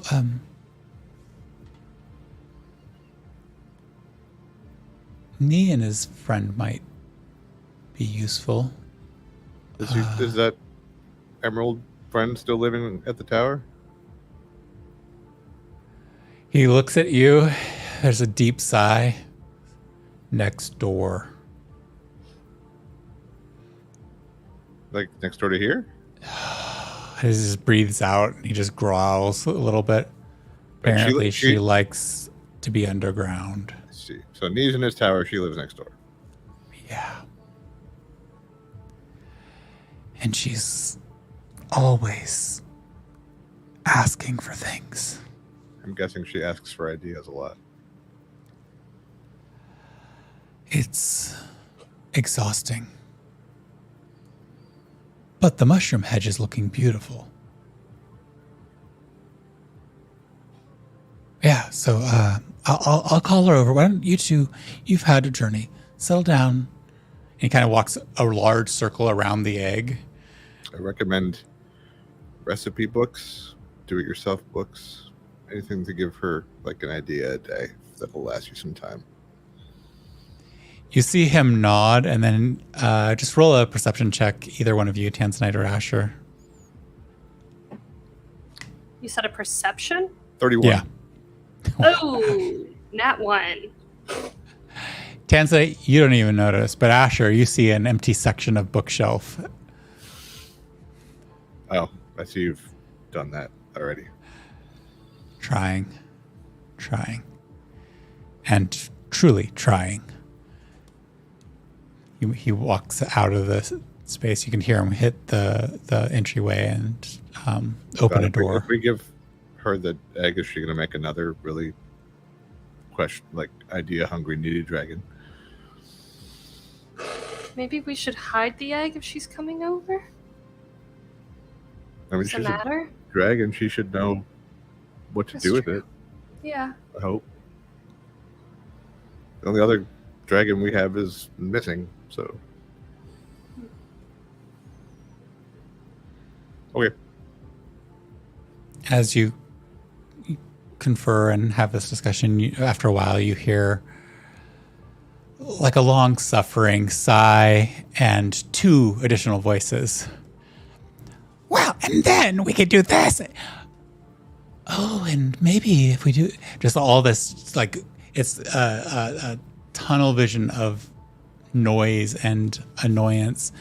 And you hear, I should really let his mother know. And in come trooping, shedding mud off of his boots, is knee, all over the fancy floors. More sedately walking in is your friend or your acquaintance, really. The person you introduced me to is the green dragon, or the person claiming to be a green dragon. And then behind them, a smile playing at the corner of his mouth, comes your father again. And everything seems to be okay until the green dragon spots the egg. And her face goes pale, her jaw goes slack, and she starts shaking her head. It's probably the first time she's stopped talking since your father went over to pick her up and ran into Nee. Nee, knowing what was in here, just comes, and this is such a wonderful experience of the egg. You can see Tanzanite, your father, holding back, just standing back and just watching, waiting. It is clear he gets some sort of just joy out of these moments. This is where he's currently devolved to, is that watching the foibles of others in his old age. And Knee's already touching and sniffing and licking and poking the egg, whereas the green dragon is just not even going inside the room. Well, and so I wanted to tell you, Asher, my lad, your mother should be on her way here soon. I've kind of... Oh, she has to get down. We'll figure that out. I'll do something. Anyways, so I figured out there's these connecting points, and you and your friends seem to be attached to some of them, and some other individuals seem to be attached to them as well. And they keep following you around, and it's really interesting. But when you switch to new places, they kind of snap to you from all the different places, and it's just absolutely brilliant. I know I was. You might have been surprised that I knew you were here, but they snapped away from me to you, and you arrived, which is, a bit of a sign. And he's just blathering on about something, who knows what. Meanwhile, the green dragon is just stepping another step further away. Nee, what are you talking about? Yeah. These interconnecting points of magical essence and how they attach to different people. Like, so we share apparently the same connection points. But when you arrived, all the ones that were connected to me snapped over to you, which is pretty exciting. They seem to be settling down and localizing. But when new individuals come into certain areas, they might reconnect to different people. So it's been a brilliant study. We think it's actually related to the magic laying down and consolidating and becoming something more. I have no idea what any of that means, but cool. Well, the ones connecting to this place previously snapped over to your friend there, and he gestures at Tanzanite when she arrived. Sometimes when one of the other godlets comes through, it snaps to them as well, but it's a very impressive feat. Also, I'm going to point at the Emerald Dragon, seem very afraid right now of that. Roll an insight check.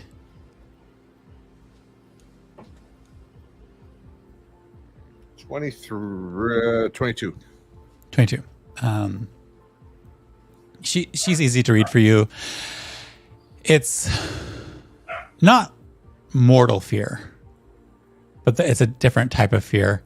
And as she looks at you and sees that you know what, or at least she assumes you know what is causing her concern, she looks directly at the egg and goes, I am not interested in learning about being a mother. Like if you come too close to it, does that make it yours? No, just I don't want to foster your dragonlings. Please. Okay. I don't think anybody's going to make you. Why else would you bring me over here? It's here. It's going to be near me. I mean, it's going to be forcing someone to become a parent when they're not ready or don't want to. We would never do such a thing because that would be wrong. Can we move it? Can we go to another room? Sure. I'm gonna float the egg into the nearest closet and close the door. As you float it, she just steps back a couple more steps just out of pure instinct. Oh, that feels slightly better. She sniffs a little bit. Oh, well, you've got a bit of time before you have to worry about that one hatching. Oh, you can tell? Do you know, how long? Not without a closer examination, but in general... would you be willing to examine it if we promise you don't have to care for it?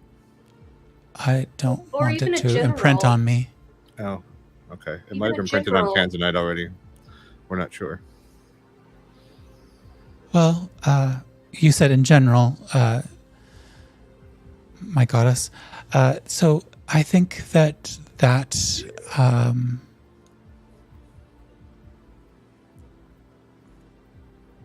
400 to 700 days, depending on the species. Given that you're not draconian, I assume this will be a bit more of a mystery. So a year or 2 or 3. Okay. Okay. Time to figure it out. Awesome.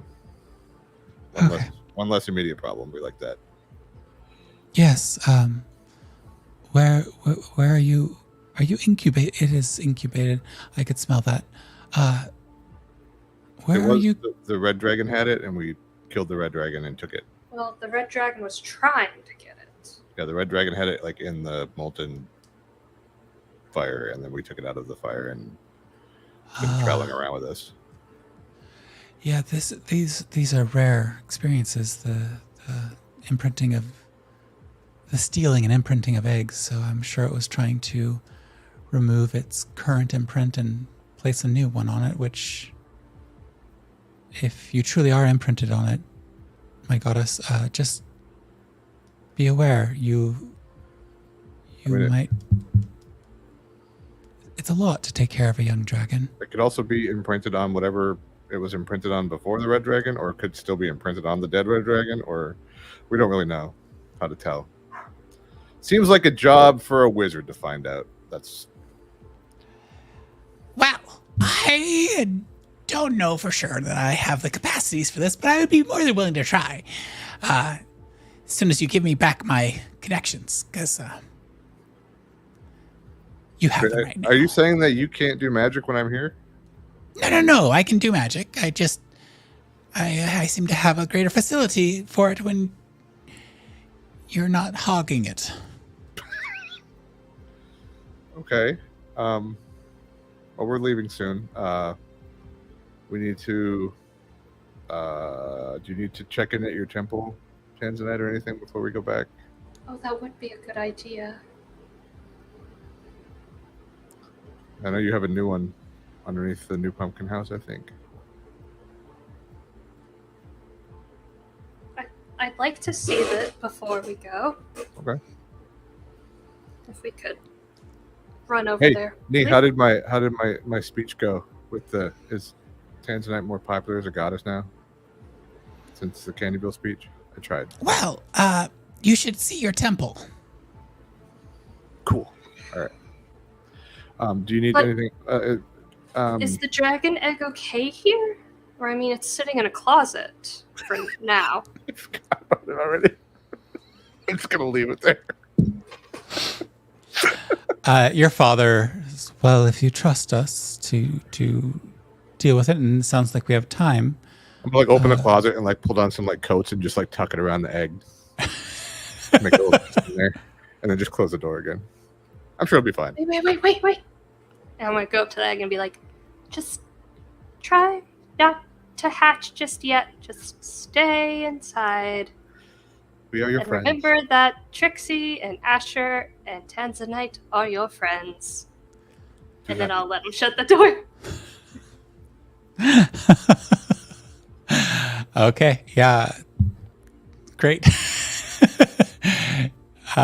So you can I have? I'm trying to see where we at this. Yeah. Can you roll a D100, Tanzanite? Me? Oh, goodness. Yeah. Okay. I don't know where my D100 went.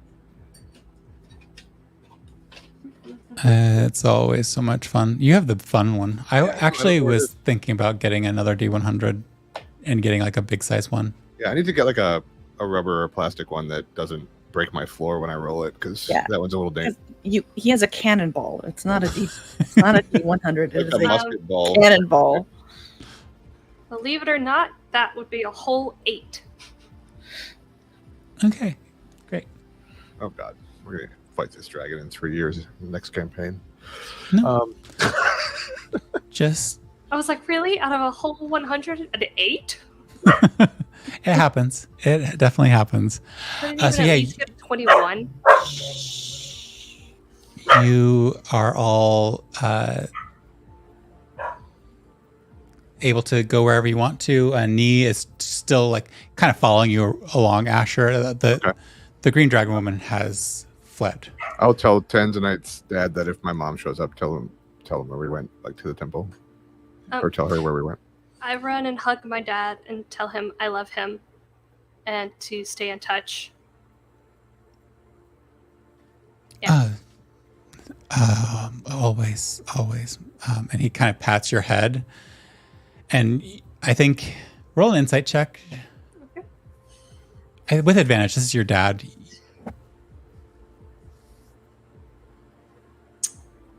Oh, good. Wow. Okay. Insight. Where'd you go? Oh, there it is. Okay, at least I have a plus 10. With advantage, that's gonna be a math 15. Okay. Yep, with advantage. You hugging him, you just feel a frailty to him that hadn't been present before. You knew he was declining a bit, but there's a frailness there that you definitely didn't experience in the past. And honestly, you haven't experienced it from any of your people, because up until recently, your people didn't live as long as he is apparently living. And it's just kind of startling to realize that you have people in your life who can get old. But the three of you, Tanzanite, Asher, and Nee, walk out. And almost upon walking out, you're greeted by a face that you can never forget, Asher. Her hair's well combed. Her clothing is higher end than it's been in the past growing up with her. Is it my mama? And she is staring daggers at Nee. Oopsies. Her gaze lifts from Nee to you, and it melts into just warm maternal joy and smile. And I'm just gonna just push Nee behind me, like this. you hear, and then the lines, and then he shuts up as you tuck him behind you. Hi, mommy. Huge hug. Warm maternal ridiculousness. You feel her arms go around you, and then you feel one of her arms lifts a little bit, and you hear a "ow!" Welcome back. She steps back and thanks. We can't stay very long. We left Trixie and Shep at the tower. Yeah, we seem to have a parents club for the three of you. Spent a lot of time talking to, and she bows to you a little bit, Tanzanite, your father, and good. Well, if you can help him with, Trixie we just left him here? with a dragon egg. No, she's not. She didn't come. She's waiting for Bonnie. Her mother's been asking after her. We'll have her Write a letter. back in as soon as she can. I am curious about dragon eggs. So, since you're going to be heading out soon, I might as well just move on and not worry too much about my only child's life and fate and catching up and getting all the details. So, I'm going to just... We killed a red dragon. It was really big. Oh, and did it offer you any life lessons? Did you... That I can make myself immune to fire if I wish really hard. Is that a life lesson? Sounds like a story that I didn't know really it worked, would like but it to worked. hear at some point when you have some downtime. I mean, that was pretty much the story, but I'll have to tell Tanzanite's or Trixie's mother. She would worry so if she didn't know of these things. yeah. Also, I got this new gun. I hold up my rifle, and I have to spend some time with it because it's new. But and also this, and I pull my hood up. When you disappear, you expect her to be surprised. And maybe she is a little bit. You can roll an insight check to see if you catch any of her surprise. But she's also your mother. And she just says, oh, it's just like it has been for the last year or so. Oh, God. I take my hood down like, that's harsh. Cut me real deep just now, Mom. Cut me real deep. Did you bleed? I bled a lot while I was out saving the world for the last year, but you know, whatever. That's cool. Yes, yes. You do little good jobs for people out there in the world. And as she walks away, you realize that you're immune to this because you've lived with it your whole life, but you realize everything that she says is something you picked up. She's been using vicious mockery on you without intent to harm. Oh my gosh. Rude. And as she walks away, you hear Nee again go, oh, Vicious mockery back. Vicious mockery back without intent to harm. I say, okay, boomer. Oh. Whatever the Atland equivalent of okay, boomer is. That's what I say. Yeah. Awesome. Terrible treatment of your parental figures and clear betas. But yeah. Bye, Mom, we love you. Have a nice time with your egg. I love you occasionally too. Okay. Unlike some who reach out and talk. I don't have that. I try. Everybody could do anything, I thought, or whatever it is. I love you too. And she heads down into the Underton tunnel to go help with the egg. Towards the temple, like reinvent the fucking cell phone. Jesus.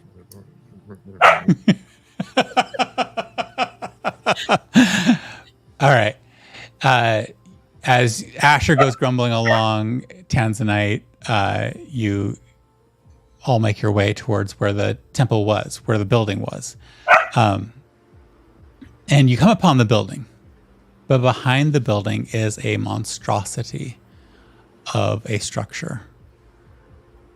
It's enormous. There's an area cleared around, and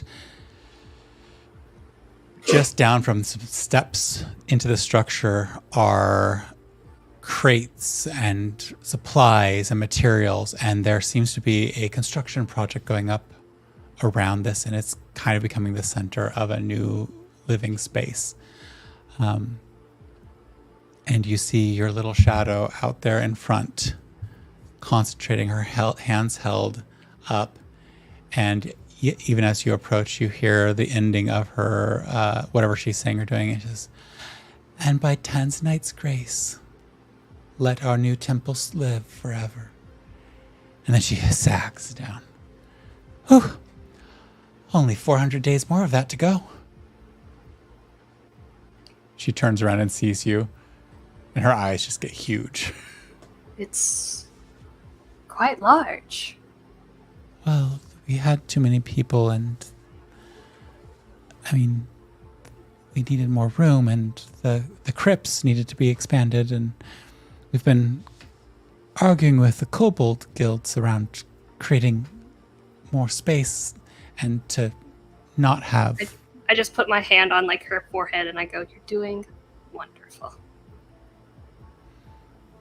Her body kind of relaxes a little bit, and just looking around the space, go ahead and roll, especially since this is your own thing here, go ahead and roll an Arcana check with advantage.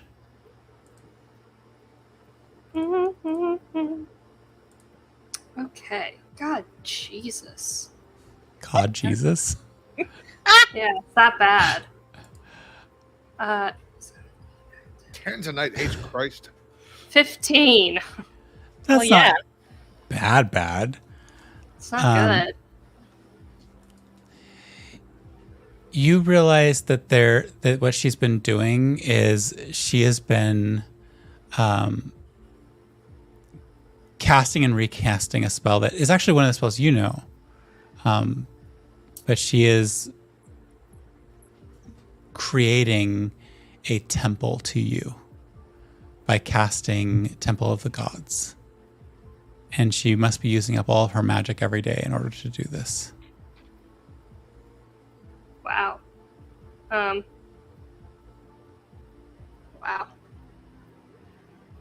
Is there... I'm not in town very long at all, but is there anything you need from me while I'm here? Well, and she turns and kind of does a little nod to Asher. Lord Asher and Lord Trixie have provided secretarial services that have resolved a lot of our outstanding budgetary problems. So I hope she's paying herself. I'm sure she is. We're fairly solid. The offerings, and she gestures, and you can see there's just piles of supplies, materials, food, and other things like that, have been outstanding. It seems that everybody knows that eventually they will need your assistance. The secretary, administrative assistant, does she angrily complain about me and how I have not checked in? Apparently, she prefers to not have overbearing supervision. Awesome. She seems to be the center of a lot going on in Overton. Your lady mother has been able to step out of her role as well. We should probably check in with her before we go, as long as we're here. Yeah. And fine. Yeah. Oops. Maybe you run and do that. Meet me back here. All right. I will split the party and do that. Triple split. Split it more. Split. My little shadow, what do you need from me? So as Asher walks away, your blessings on what we're doing here, I suppose, and I know you are off finding glory for yourself and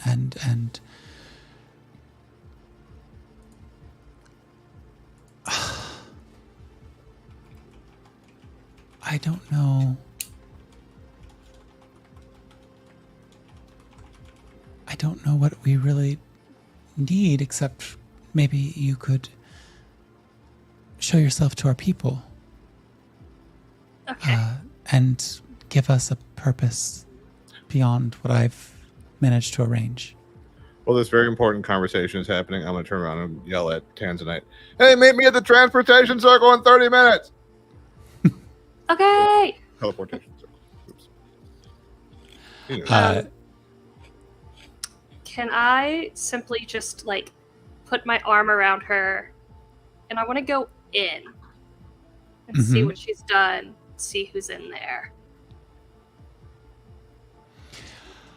Awesome. So this is where I get to turn it over to you, because Gosh. this is your temple. Through the lens of your acolyte and what she would have thought to do, she is utilizing the space in this temple. It's dedicated to you. It's very obvious it's dedicated to you with symbols, and so you can describe those symbols. It's got an interior with a floor, walls, and a roof, and it has as many windows as you would like. It does have the one door at least. It can have as many windows as you want, and it's otherwise an open space inside with a altar or an idol. It's up to you to decide what that is. And it is illuminated as bright or as darkly as you would like it to be. There's the smell of burning incense, and the temperature is actually fairly comfortable. How would you describe? I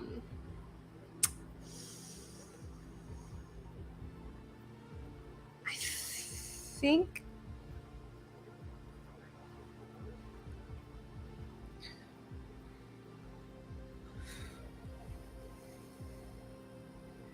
I feel like it's kind of cliche, but almost like, a old school Catholic church design, but everything is like, has an air of like the Gothic purplies, blues, blacks. It has the like, all of the, what are those like glass window things? They're there. So it's full of windows, but like no lights actually getting in really, because like the color of the glass is so dark that it only lets in, just enough light so that you can see. And there's definitely an altar up front, but I don't know what of or how. Something very simple, I think. Okay. Standing within the space, you feel just a rush of well-being. You also feel a sense of protection. Like prying eyes can't see within this space. It's a sanctum.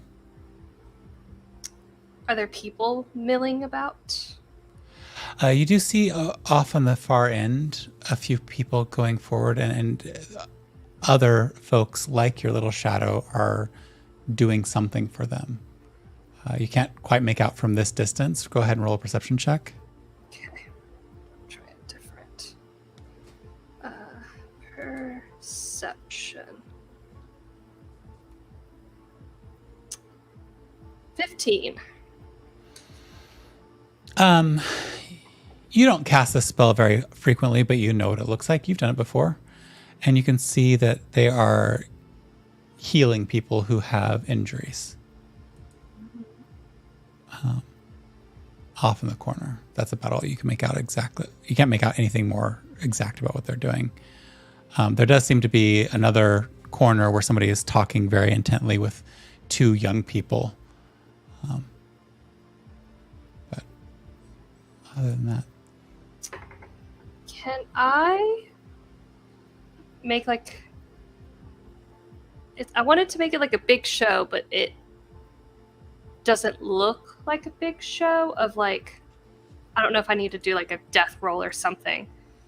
But like I basically want to walk up to the altar, like have all my shadows like spring out of me and like go up, the walls maybe as I go to the altar. And I want to just like place my hands on the altar and try to like maybe feel as many of those who have come into the space or those who have even wanted to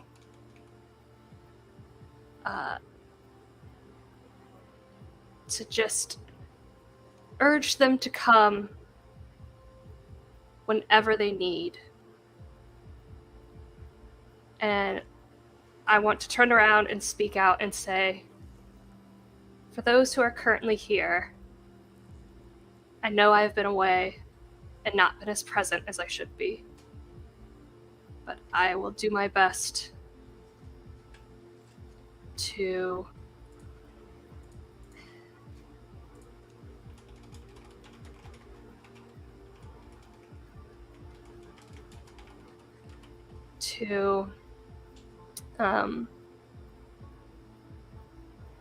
correct that and ensure that I'm here as I'm needed to be. So as you kind of do this, your voice resonates in the space just amazingly well, and other beings, they might glow with power, but you seem to be enwrapped in shadows, and yet the shadows that you seem to be enwrapped with and that seem to kind of cling to every facet of the space. The lighting seems to, rather than bring light, bring shadow. Each of those generate a sense of, if you explore the shadows, you'll understand more, you'll get deeper insights, and you create a sense of empowerment and guidance that connects with everybody. And you see folks stand up a little bit straighter, smile a little bit more gently, and seem more at peace with what they're doing. Even the people who have yet to be treated seem to be more comfortable. What you experience is how many folks this is hitting. And it feels like a huge number of people have taken to worshiping you. And you realize you don't have their full attention, but you have a lot of folks divided amongst many.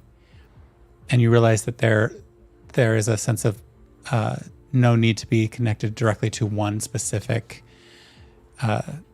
faith or pantheon, but rather paying respect to multiple as a thing that people do. And then you have others who are fully devoted to you. And being here in the temple, you start to get a sense for the progress that you've made, and you can see that you've made tremendous progress in this respect. And you kind of feel a surge of power hit you, both revitalizing and exhausting you at the same time. I will message you what that means. Okay.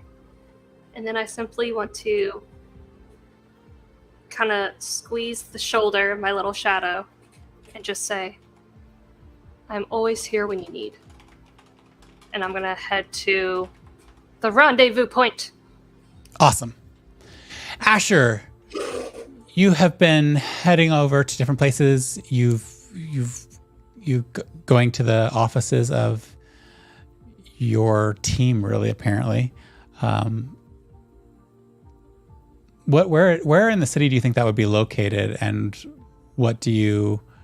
Can I see the map again? Yeah, let me just do a little bit of tweaking here. Tweak. Nope, wrong tweak. Bloop. Boop, boop, Bloop. boop, bloop. There is a southern part where the woods are, and They are located in the other closet at Tanzanite's house. No, just kidding. I would say I'm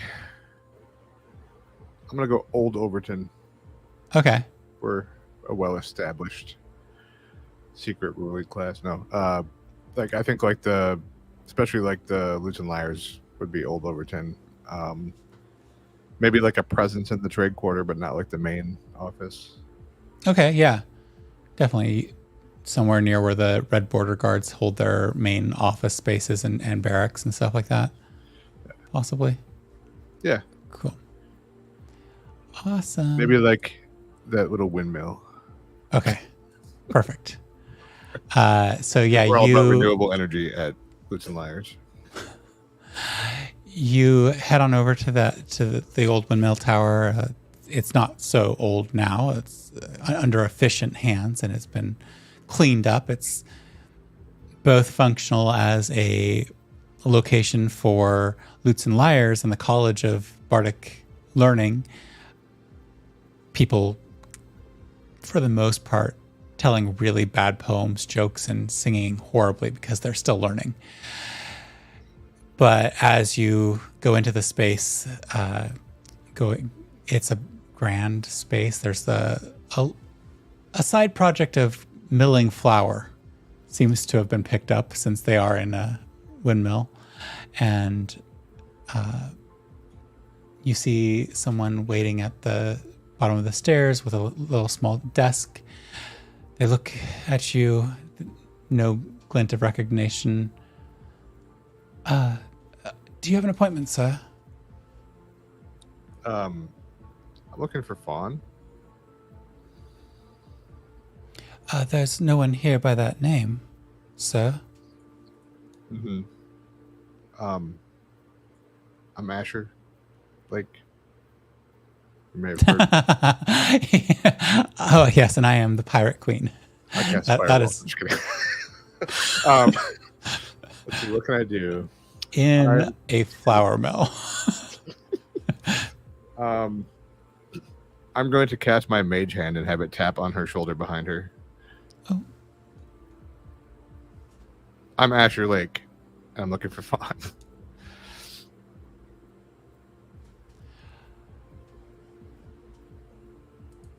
You can see she's like still uncertain. Hang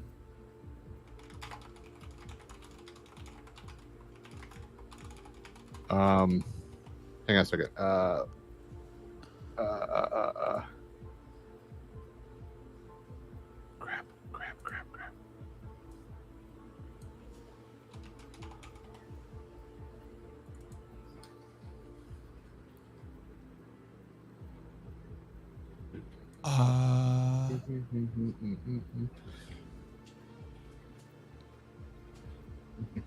Let's say, I'm Asher Lake. Sorry, you don't believe me. Maybe this will help. And I'm going to polymorph her into a mouse for 10 seconds and then put her back.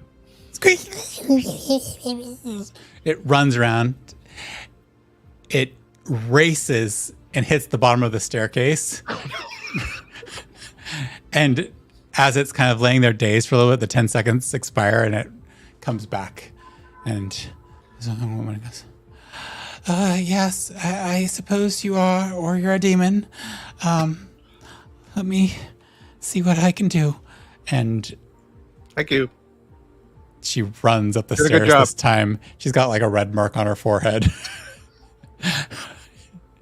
You just hear a lot of noise up above as she's like running through, and you hear papers fly up. It just sounds like a whole cacophony has been caused by her passageway or her passage making. And eventually coming down the stairs is a red-faced fawn who appears to be trying to hold back laughter. And the woman that you and Trixie hired as Tilly. an administrator, Tilly. They both come down in fawns. I just looked that up as you were saying it. So oh, nice. I was trying to remember her name because I was going to ask about her next. Well, I had to go look for her in my list too. But Fawn gives you a slight nod. So, Hi, team. Yeah, team. Yeah. So, Tilly's really the boss. You know that, right?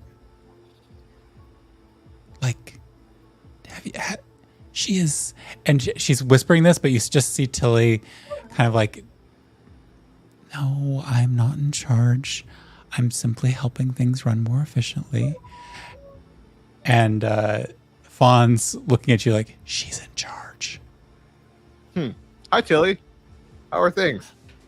It's all good. It's just lovely. I'm so glad that I took this position with you. It's been lovely getting things running more smoothly. We've taken on a lot, so just be aware, operations have expanded. Okay. Do you have everything you need? Do you need me to sign anything or do anything? No. Strange thing is that there wasn't a lot of set up, legally speaking, for everything. So we've been building a bit of case law. You should come down. You should see our young prosecutor and see what they've been able to come up with. Your mother has been quite helpful in that respect, and Nee a little less so, but luckily he has enriched the coffers of the city quite a bit. Tearing a hill off the city is not exactly going to endear you to the cosmopolitan sort. Things are going good. It's been chaotic and fun. Did you hear about the demon incursions? Briefly, as I was making my way here, I've heard several mentions of demons. Yeah, yes. It's the term we're using for everything we don't quite know what to do with. So I think it's been more of a catch-all phrase, although a few of them have come on fire and with very demonic things going on. At any rate, it's been quite lovely. There's a young band of and she smiles fondly, but it's the smile of someone who's indulgent and exhausted by this particular thing. You can see that comes out across on her face. Like a young band that seeks to be as you are. Quite a feat. They've been both helpful and a terror. So like us then. You know, I'm going to make sure I note that down because maybe that is a better way of looking at them. They could have a future. And she just, as she's talking, you see that some papers are floating down with little quills that are animated behind her, all writing different things. You see one is just like keeping a spreadsheet, sort of tally of expenses. It's got an expense column, a revenue column, and several other more esoteric columns. I've never used it, but now this is canon that this is where Asher just figured out animate objects, plural. I have it, but I've never used it. So.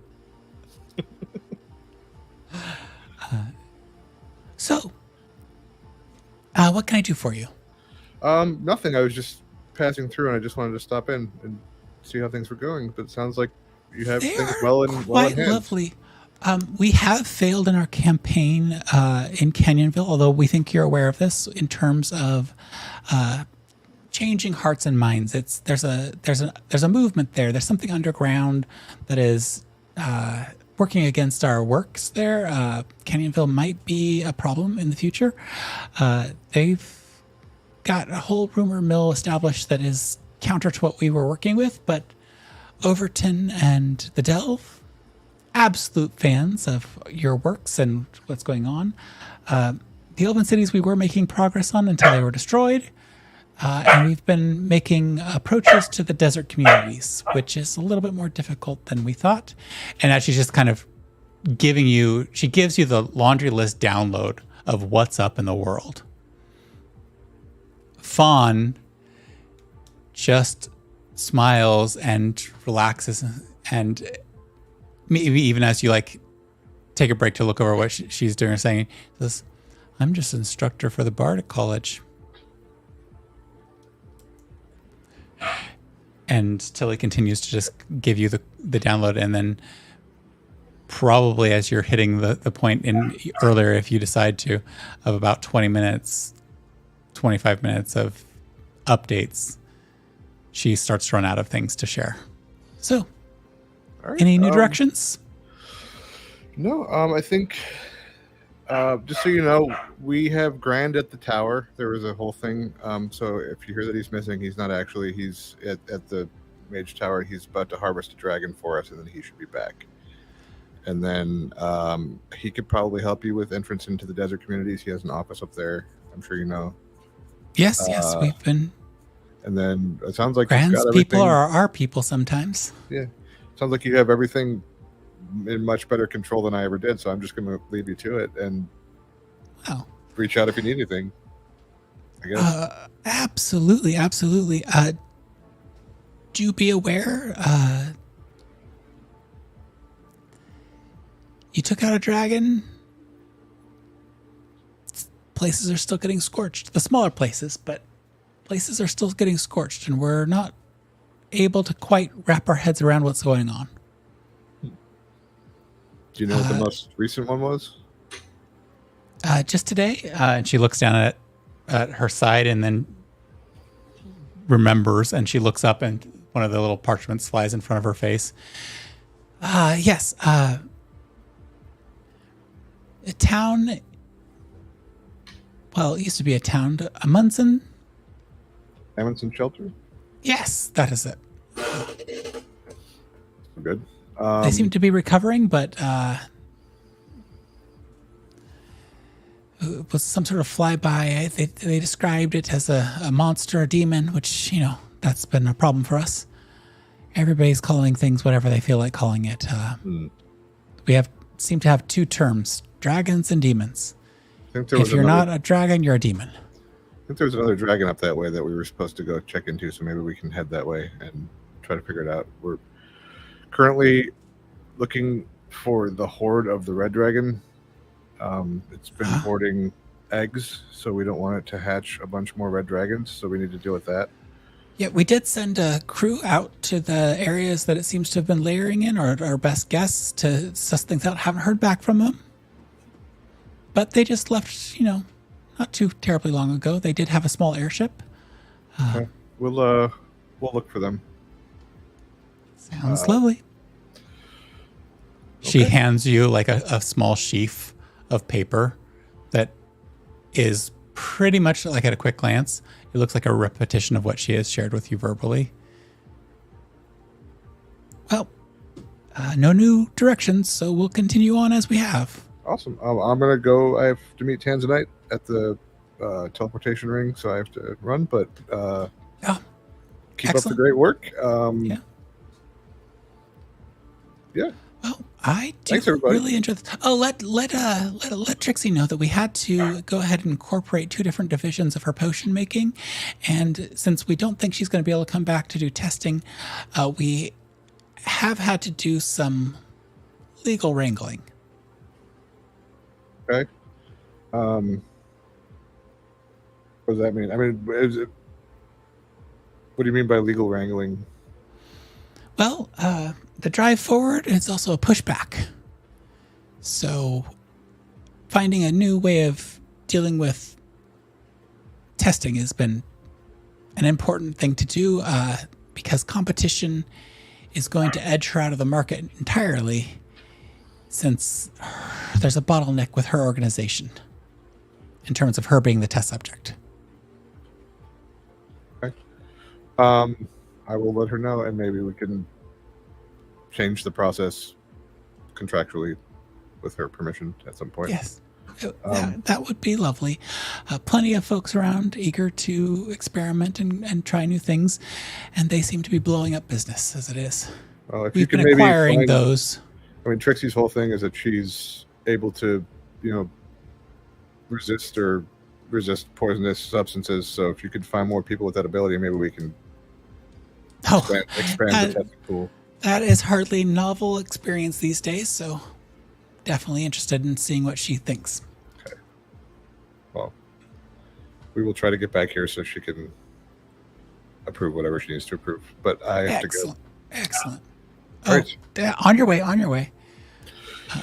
Bye, everybody. I'm going to give Fawn a hug.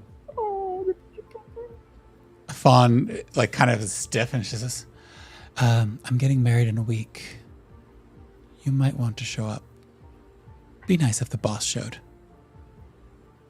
In a week, like exactly a week? More or less. And more or less, like I could show up more or less the day after or the day before. So, which day? If you do, Gangledon will have words for you, but that's okay. Gangledon? You're marrying someone named Gangledon? Sounds like a lovely name. Is what you make of it. Is that the definition of Gangledon? She smacks you on the back of your head as you go away. All right. Sounds like you have a cogent plan for your future. So I'm happy for you.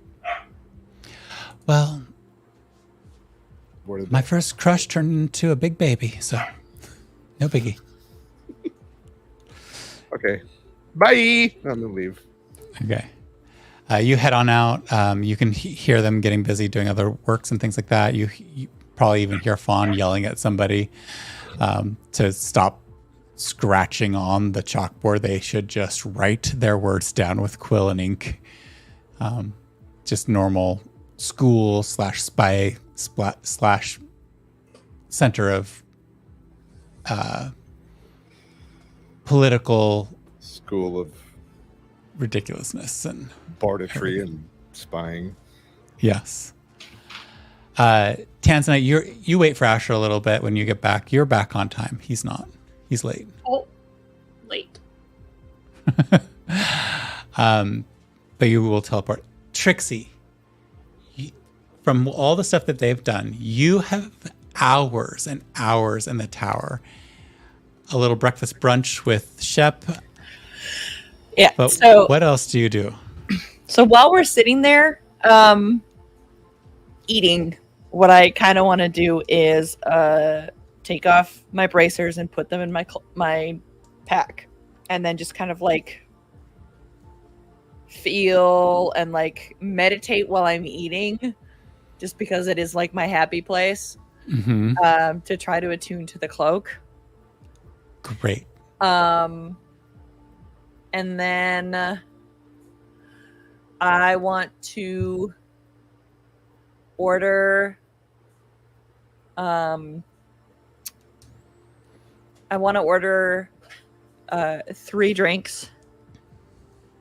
I want to order 2 just like regular ales, and I want to order 1 of the whatever it was that we drank. Oh no.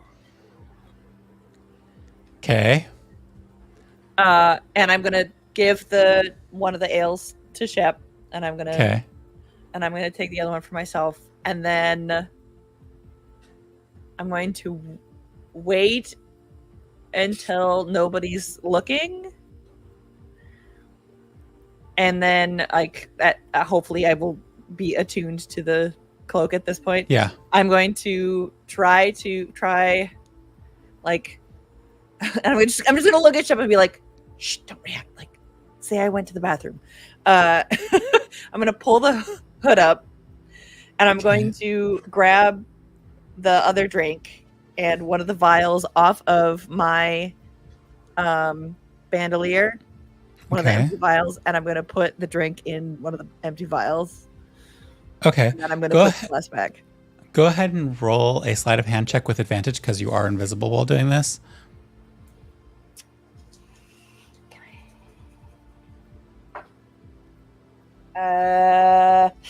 18. You have a vial of vile hallucinogens. Mead. Okay. You can call it the spiced mead of hallucinogenics. Okay. And The spiced mead of tasting colors. So, just as a clarifying question to as Larissa, if I put the hood back down, does it like reserve the rest of the time, or is it just like on for an hour? It's by minute. Okay. Yeah. So I'm gonna put the hood back down. It probably took you like 5 minutes to juggle carefully to, because large mouth, little mouth. Right. Don't want to spill too much. All those things. It's like me filling my flask with whiskey over the sink. Yeah. Although I will say that I am very dexterous, so I feel like I probably did a good job. Yeah, I didn't make you roll that. I made you roll sleight of hand to get it all done in one.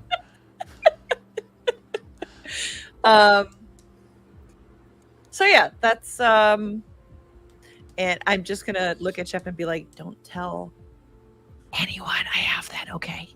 Nobody. Don't tell anyone. It's our secret, okay?" If they leave us behind again, should we pour ale into pocket pouches? Regular ale? Oh, we could put sand in their ale. What would that do? I don't know. And he holds up his little bag. I mean, we could certainly find out. I mean, if anything, it might just make them sleep, right? Or maybe they have some crazy dreams. Crazy dreams. Crazy dreams. That could be fun and mischievous. I'm not mad that they left us behind though, because like I'm not mad either. I think so. The dynamic of our team is really good, but every once in a while, those two kind of really just butt heads. So I just think it's good for them to have bonding time sometimes. And then I look at him and I go, bonding time. You can see that it just totally went over his head. okay. So everybody Very in obviously. everybody in our group likes each other, right? We're all friends. You all seem to be quite lovely together, yeah. Yeah. Asher and Tanzanite like each other. They just don't talk about it. Does that make sense? They seem to like each other very well. So they like each other more than like just friends. I don't know what you're talking about.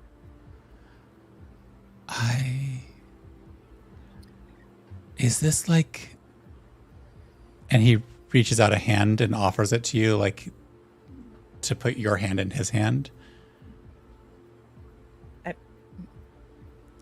You're drawn into a waking dream. And you hear his voice. These ones disturb me the most, but possibly what you're talking about.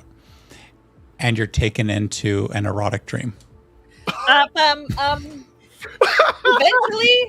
I like pull my. I like it. That is not an image I ever need to see again. Maybe the thing is they both. He looks at you very closely. What image did you see? Shep just invented porn again.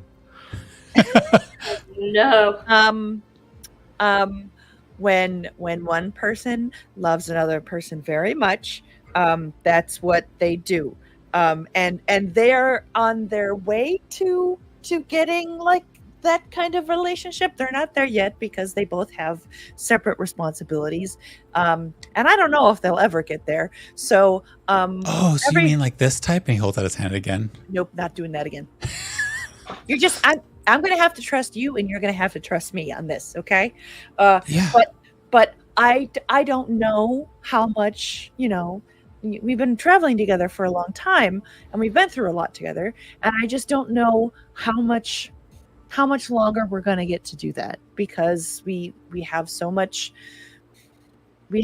responsibilities, each of us individually, let alone what our group does. And I want to give them time together when I can.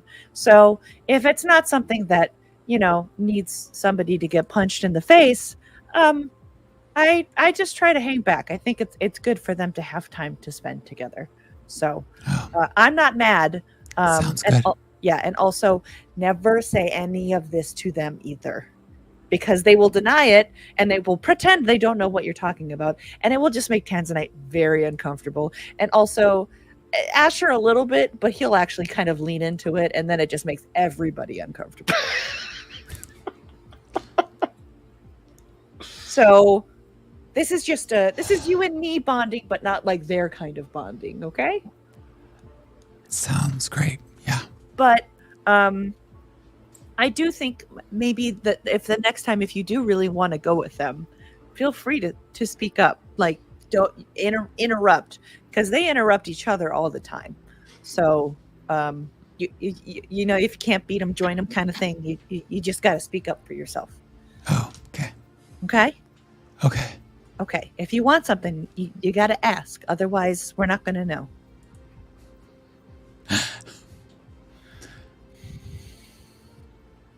so wrong. So wrong. I have been trying to keep this PG. Everyone is working against me. Okay. I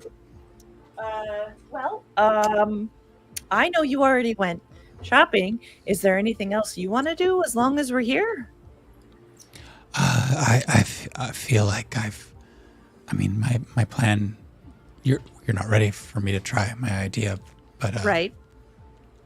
So what do you do for fun? For your enjoyment, but doesn't take.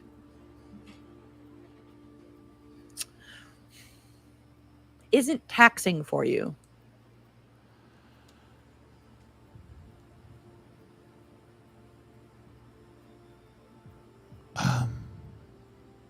Don't really know what that means. Okay. So, for example, I like to eat. That brings me joy. That makes me happy. And I don't. It's not work. I don't even have to do it, but I like to do it.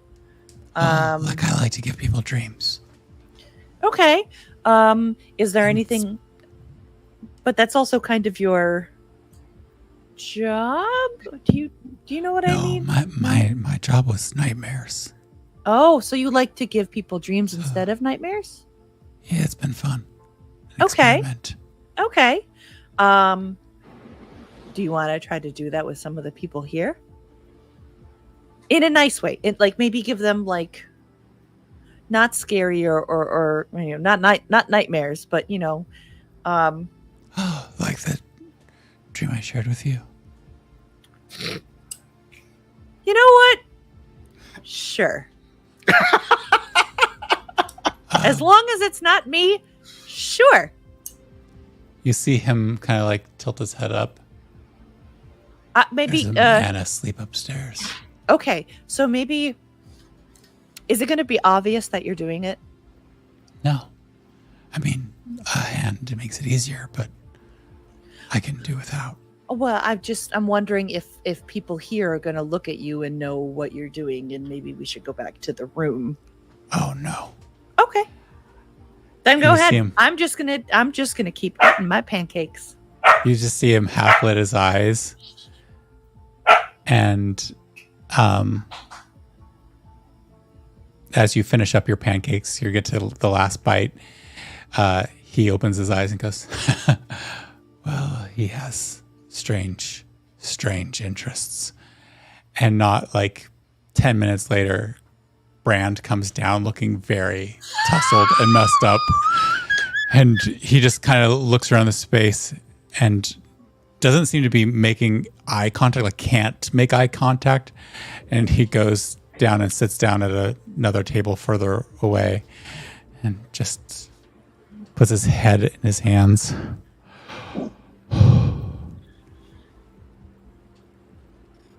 I flag down the server. I'm like, do you have? I can't remember. Do we have coffee and tea in this world? We have anything, whatever. Okay.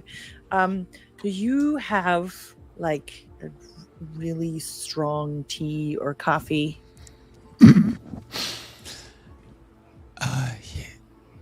Yeah. I can steep it for longer if you want. Well, not to the point where it gets bitter, unless you want to throw like some honey or something in there to sweeten it up. But if I could get one of those and send it over to my friend over there, you don't have to tell him I sent it. Just tell him it's on the house or something. But he just really looks like he could use it. Okay. He certainly could use a pick-me-up. Certainly. Caffeine for the distraught-looking person. Eventually you see it delivered.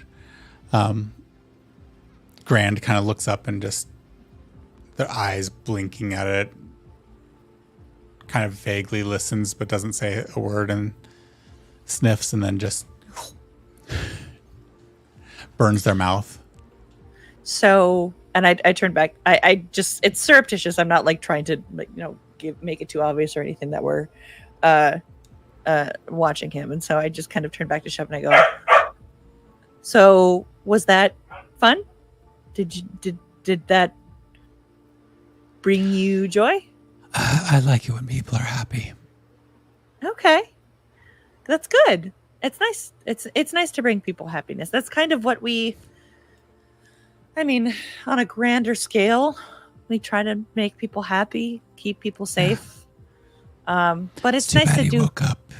He almost finished, and he would have had apparently all the gold in the world. Well, maybe another day. I'm sure we'll run into him again. So he has a tendency to crop up wherever we end up being. So. Oh, well.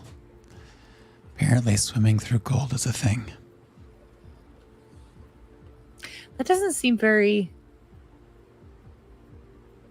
Was it liquid gold? No, just... DuckTales, woo! Lasers, crazy. No. Like coins? Yeah, it was weird. Not weirder than other... I mean, there was one 13-year-old who... Never mind. Nope, I don't need to know. Yeah. Okay. Well... Do you know how to fight?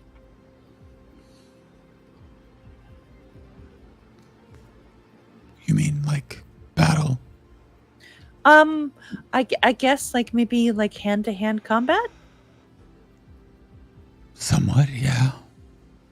Do you want to practice and I could teach you? If there's things you don't know, I could teach you? Sure. Okay. I flag down the server again and I ask, pardon, sorry. Is there a room that people can, train or practice or spar anywhere in the tower? Yes, you're directed to a location that is on the main level and back behind some like not the lobby, but like back behind a couple layers of things.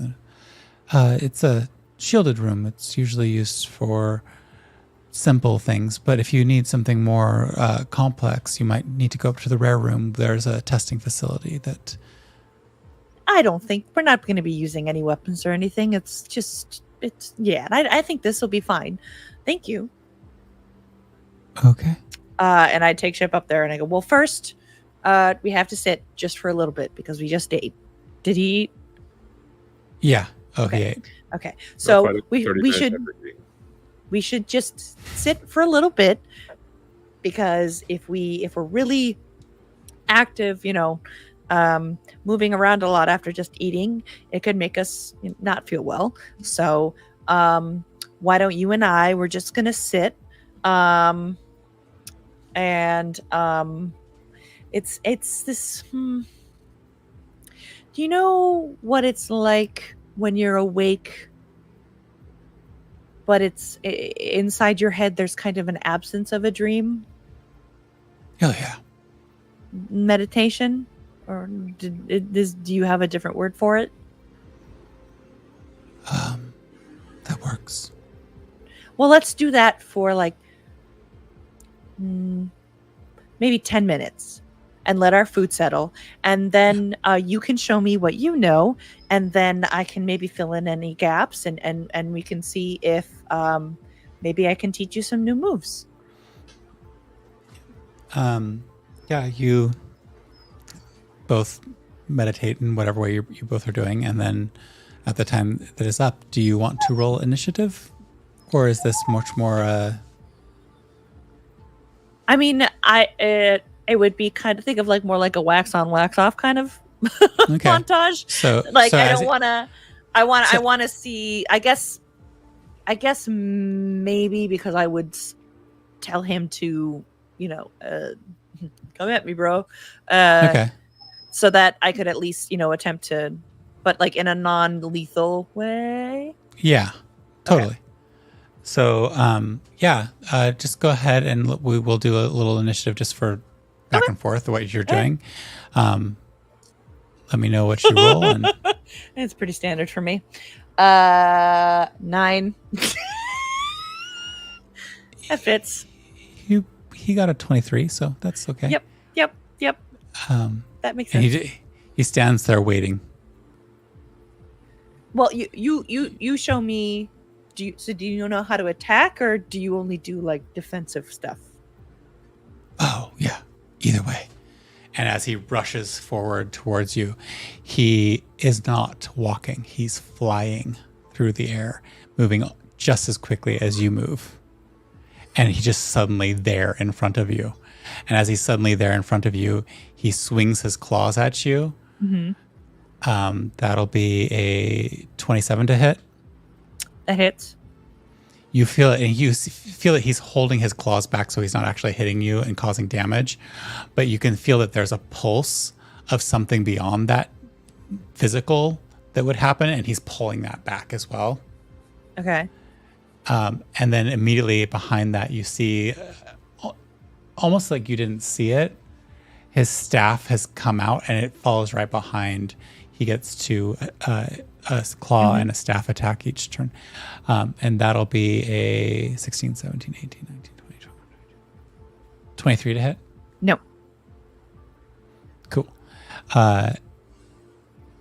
And as that, he like kind of moves and you just kind of flow underneath his strike, you feel following behind it kind of like just a distorting array, like your thoughts become slightly scrambled by proximity.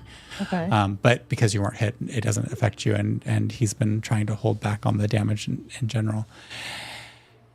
And then he floats to the side and moves 10 feet away from you. And his turn is over. Okay. I'm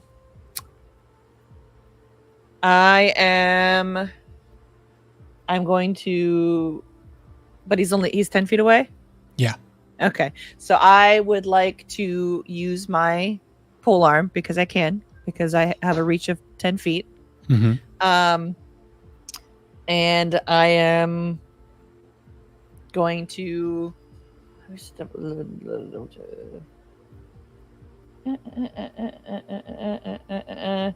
okay. Yeah, I am going to essentially attempt to hit, with my 2 staff attacks, but like it would be an instance where once I get close, I like stop it so it doesn't actually make contact. Okay. And the first one would kind of be like as I've ducked around. Ma'am, could you not? Thank you. Come here. As I duck and he floats away, I pull out my staff and I kind of do like almost like a low, I'm trying to think of the right word. It's not like a barrel jump, but like a all I can think of is the dance move, which is a star jump, but it's 1 foot and then you swing the other leg around and the arm would follow to kind of incorporate the 10 feet. So I'm going to do that with a 1 across and then bring it back down like that. Swing it over the head and then bring it back down. And that's going to be my 2 attempts. First one is, that's a 19. That hits. Does it? Okay. Jeez. It doesn't actually hit, but it would go up against his side. And then the other one is a 21. That hits. And then I think I can do this. As I stop that one, I'm going to try to rush again in a way that kind of looks like I'm pulling myself towards him because I'm moving my pole back, like the shovel, and I'm going to drop the shovel into the ground, like push it into the ground, and then follow up with a flurry of blows in like spots that would hit if they hit. Mm-hmm.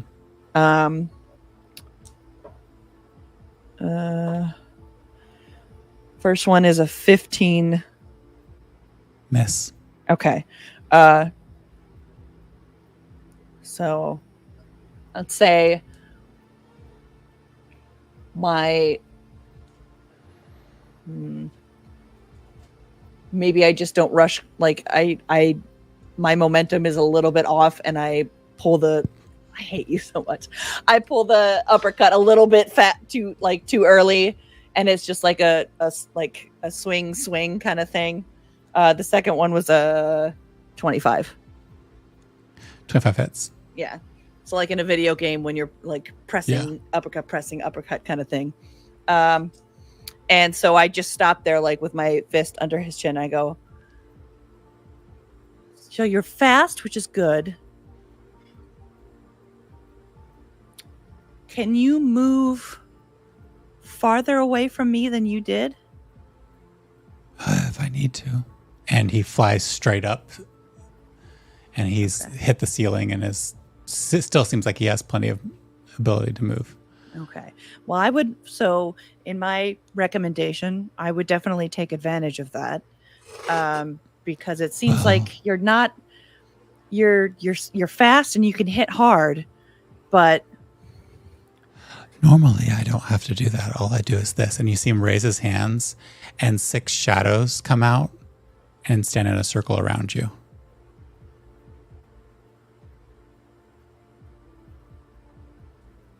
What did they do? I mean, you don't have to. You could tell me. You don't have to show me if it's going to hurt me. But they're shadows. So they're sneaky. They're dangerous. They're necrotic and poisonous, and not much can affect a shadow. Except for light, right? That would be the downside. Okay. Well. And then as he does that, the shadows kind of disperse back to the walls. I also do some other things that can confuse somebody who's trying to hurt me. Yeah, I think I got a little bit of that. But there is one thing I would really kind of like to teach you that I think would be beneficial for you if you end up being, not being able to use all of those things. And I would like to spend the time training with him so that he will also have Polearm Master. Oh, cool. As a feat. I think in the course of that, you're going to learn some of the things that he does, just because he's going to do them on accident and such. So why don't you go ahead and roll a, it's just observational, really. So perception check. Okay. Neither of you two, because you have been screwing me over. That's a unnatural 20. Doity 20. Cool.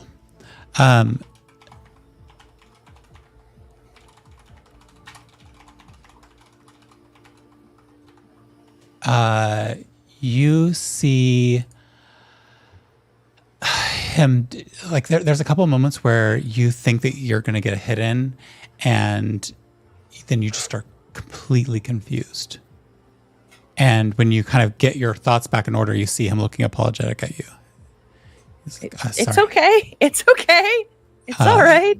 There's another time where you're about to land a hit that might have been too much.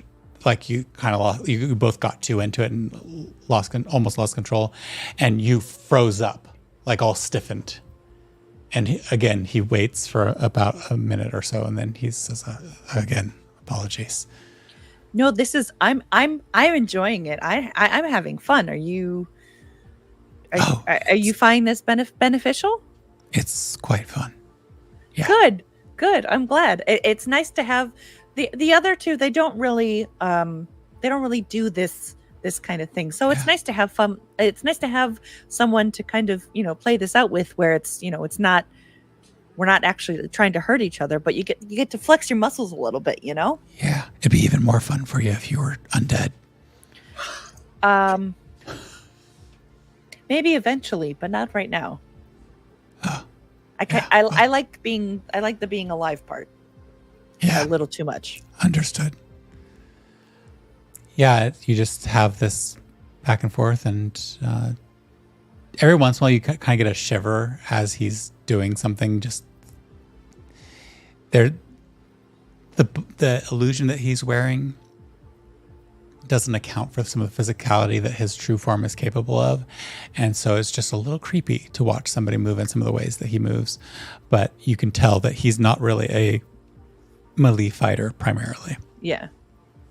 He's much more of a creature that controls other creatures and has them manage the situation for him. Cool. It's good to be well-rounded. You can easily pass an hour or a couple of hours doing that. Eventually, he does seem to pick up some of the idea with his staff to use that as a way to control the area around him, and he seems to grin and really enjoy controlling the area around him in that way. All right. Time winds down. Anything else in specifics you want to try to do? Then what I will say is that we will pick back up with Asher and Tanzanite having teleported back to the tower. Trixie, maybe a little sweaty, but enthusiastic about her little battle, and Shep just looking as calm and peaceful as they have in the past, but a little glimmer of joy in their eyes. Thank you very much for joining us. Thank you for joining us at this little game that we play. I hope you have had a lovely day. Why does it keep turning on? Stay off. Thank you, and I hope you have a wonderful week. 2 weeks, because we'll be back in 2 weeks. Yes. Bye. See you in 2 weeks. Okay, bye. Bye.